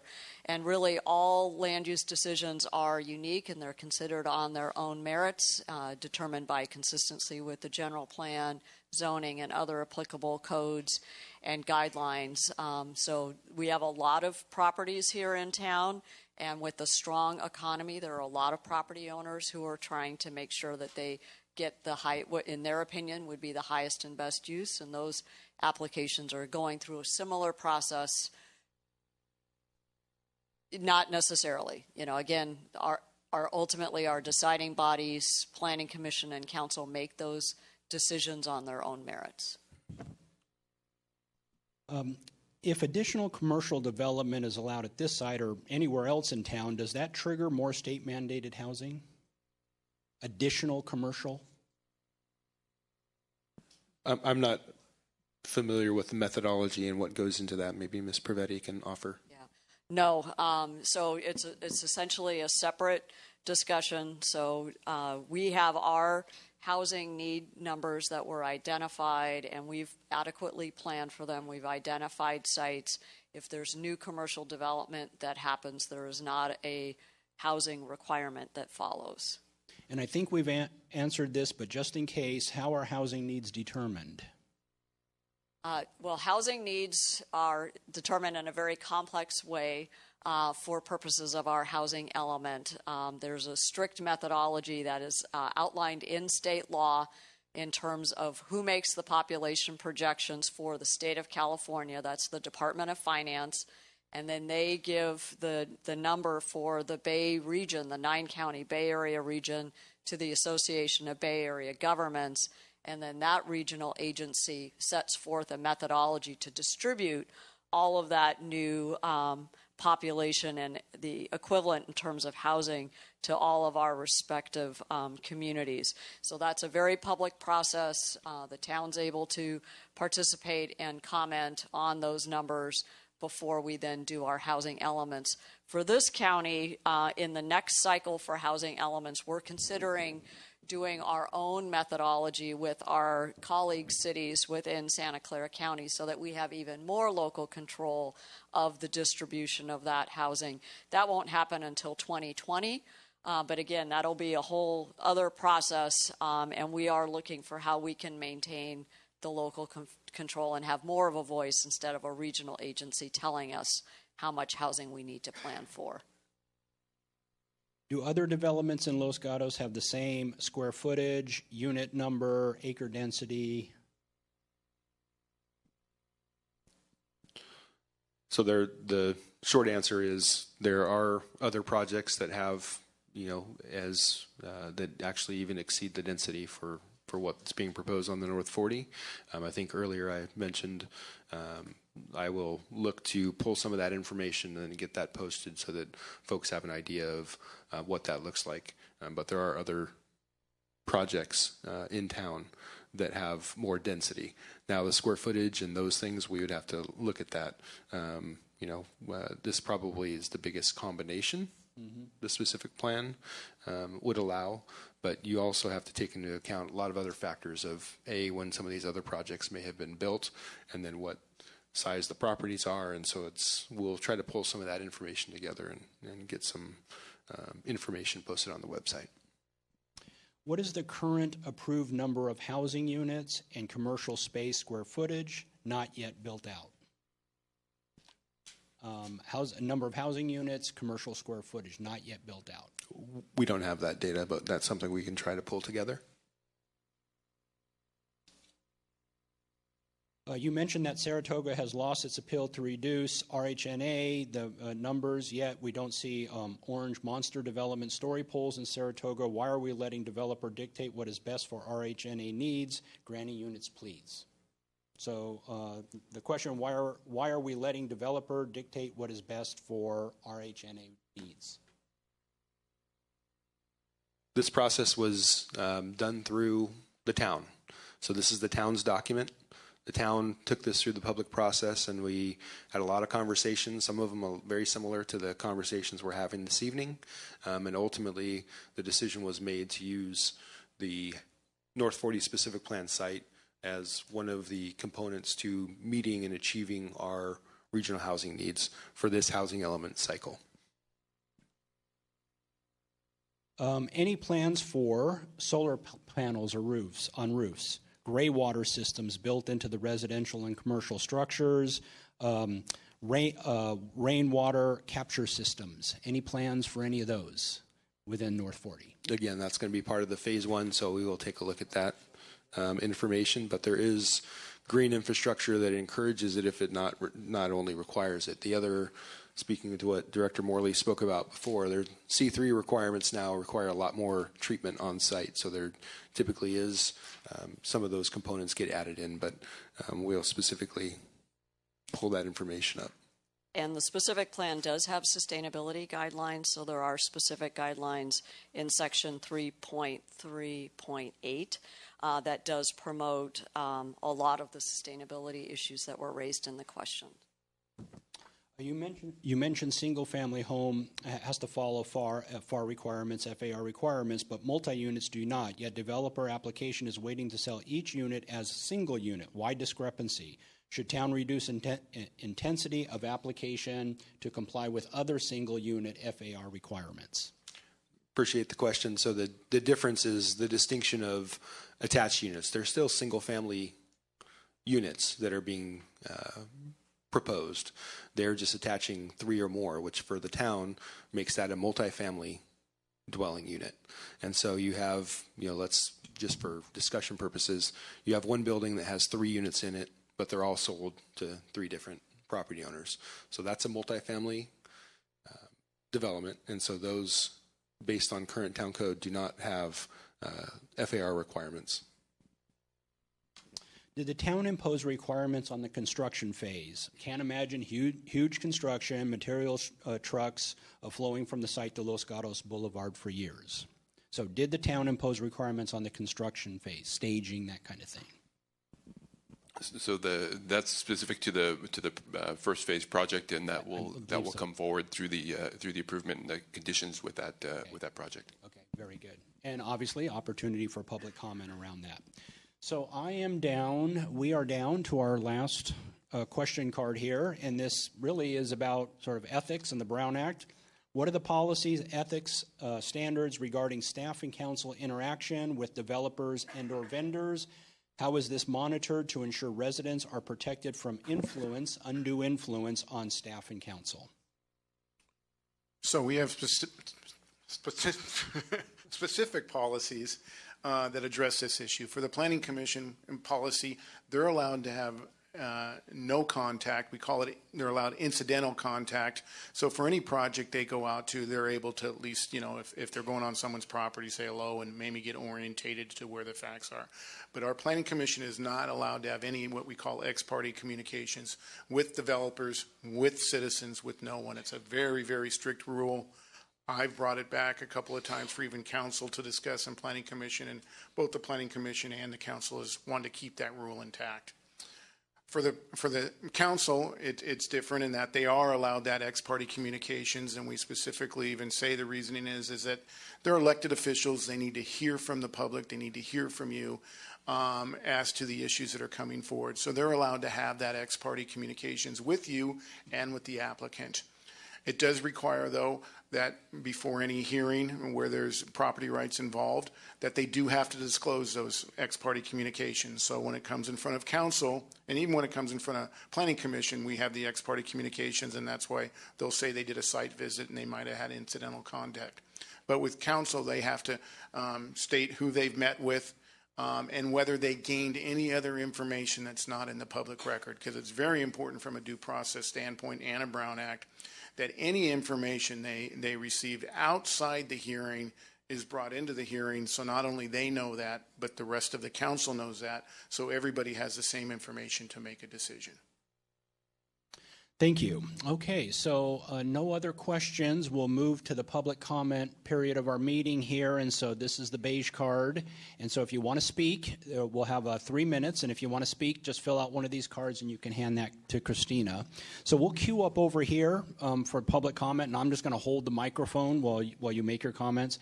And Shelley will be keeping time over here, and we're going to be pretty strict on the 3 limits so that everybody gets the same amount of time. So.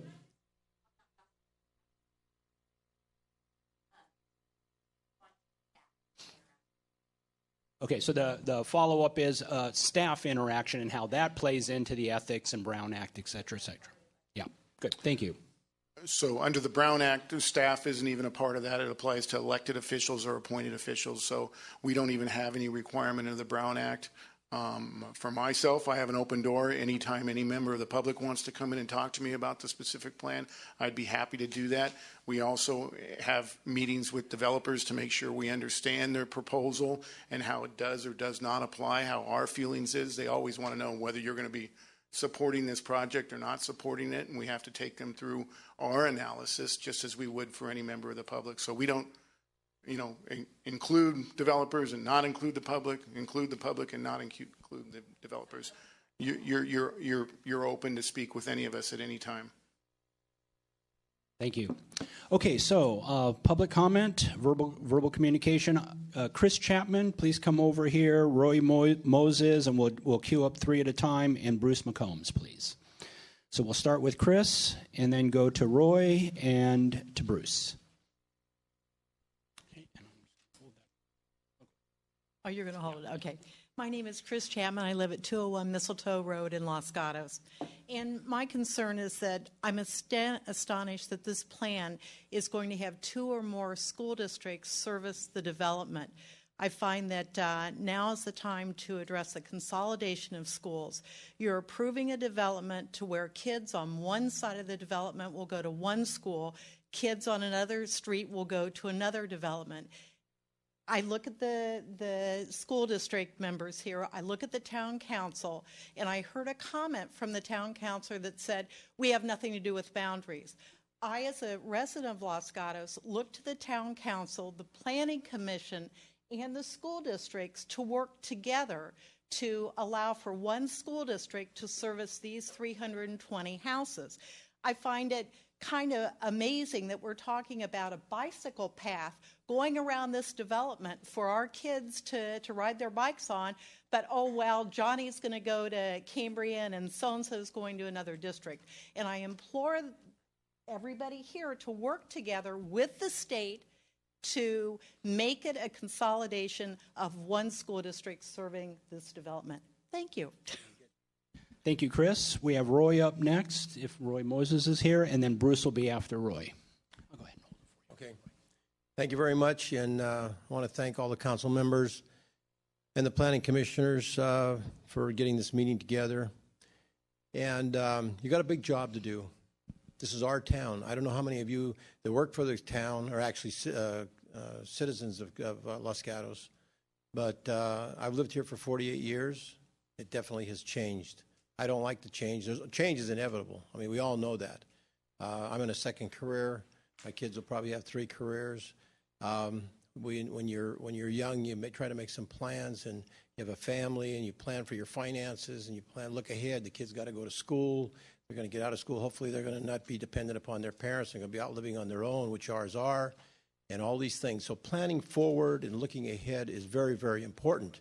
And sometimes cities kind of just look right here because they've got obligations to the state, and they have obligations to this person and this particular development, whatever. You have to look beyond and look to the future. You know what this community is going to look like in 25 years? Just imagine. I'm going to be dead. But my kids have to live here, and a lot of other people are going to want to live here. Low-income people really cannot live in this town. You all know that. The state is crazy. Send Jerry Brown a copy of this meeting tonight, this video. Let him listen to the citizens of this small town. I'm sure the big cities are talking about the same thing. We have to start getting to the state and say, you're full of bullshit. This has been going on for years. You cannot continue this.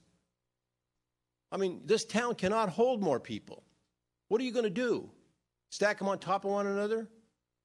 You got to talk about road rage? There's going to be a lot of things happening as a result of this. You have a tremendous responsibility. You inherited most of this. All you people that are sitting here, the commissioners and that, you inherited this.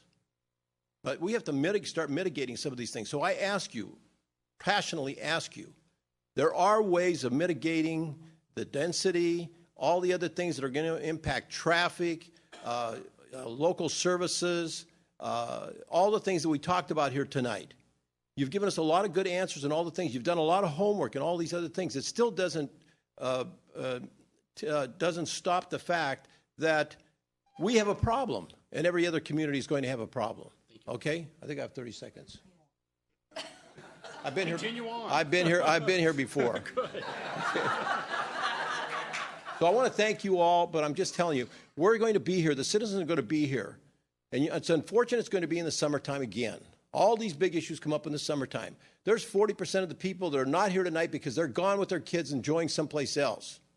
But they're going to come back and find out about all these things. We're going to be here. We're going to be guiding you. So please listen to us. Thank you very much. Thank you.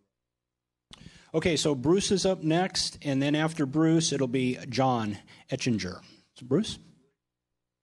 Oh, very good. Okay, thank you. Thank you, Bruce. So John, is John here? Nope, don't see John. How about Ted Hallinan? Is Ted here? No. Joan. Is Joan Langloff here? Nope, she's not here either. That's all the comment cards. Well, come on over. And we won't be responding to the verbal comments, but please ask the question. That's okay. My question is regarding the density zoning. And I had a conversation with a senior planner at ABAG, Gillian Adams. And I guess what I'm worried about is that the RHNA deductions are really worth their weight in gold. Of course, we want to be sure that we're getting every single one of them. And if we based our plan on receiving all 270 units, do we have any assurance from HCD that we're going to get credit for them? Because I see in the housing element, it shows that we're knocking most of these RHNA deductions out by very low income, and moderate income. And we know that most of those units are just market rate. Is there any chance that down the line, when we submit to HCD for our credit, they look at this and they say, you know, we don't base it on density, we base it on income and qualifying. Only 50 of these units actually qualify for low income. So is it sort of futile and pointless Or do we have a guarantee from HCD that we're going to get credit for all 270 units? Because it would be a crime. Because I don't know if people really understand the implications of how much housing we have to add to our pool of housing here. And if we wanted to, if they came back and said, no, we're only giving you 50-unit credit, I mean, we have to add somewhere in the range of 4,000 to 5,000 new homes if we count on the developer to sponsor low-income housing. So, did you get that? Thank you. Excellent. Okay, so as we move towards our wrapping up the meeting, and again, on the back of your agenda, you have the loose timeline and schedule for the upcoming Planning Commission and Town Council meetings. But I'm hearing July 12th was the Planning Commission. Was that correct? So that's been confirmed. So July 12th will be the next opportunity for you to provide public input around North 40, but then obviously that also they'll be taking up the developer application, and you'll be able to comment on that as well. Laurel, do you want to wrap us up and for the rest of the meeting? I just wanted, again, to really say thank you to all of you for participating. Thank you to the staff who answered all these questions. Thank you to our Town Council, Planning Commission, and School Board board members and superintendents who joined us. Thank you to the community. I know there were a lot of people who are probably watching on either television or on the internet or will be watching in the future. We are doing verbatim minutes, so all of this transcript will be recorded, and we will continue to add to the FAQ as mentioned. So again, thank you all very, very much. We look forward to your ongoing participation in the North 40 with the Planning Commission and upcoming Town Council meetings as noted, and then as well as with other issues happening in our town. So thank you all very much, and we'll see you soon. Thank you.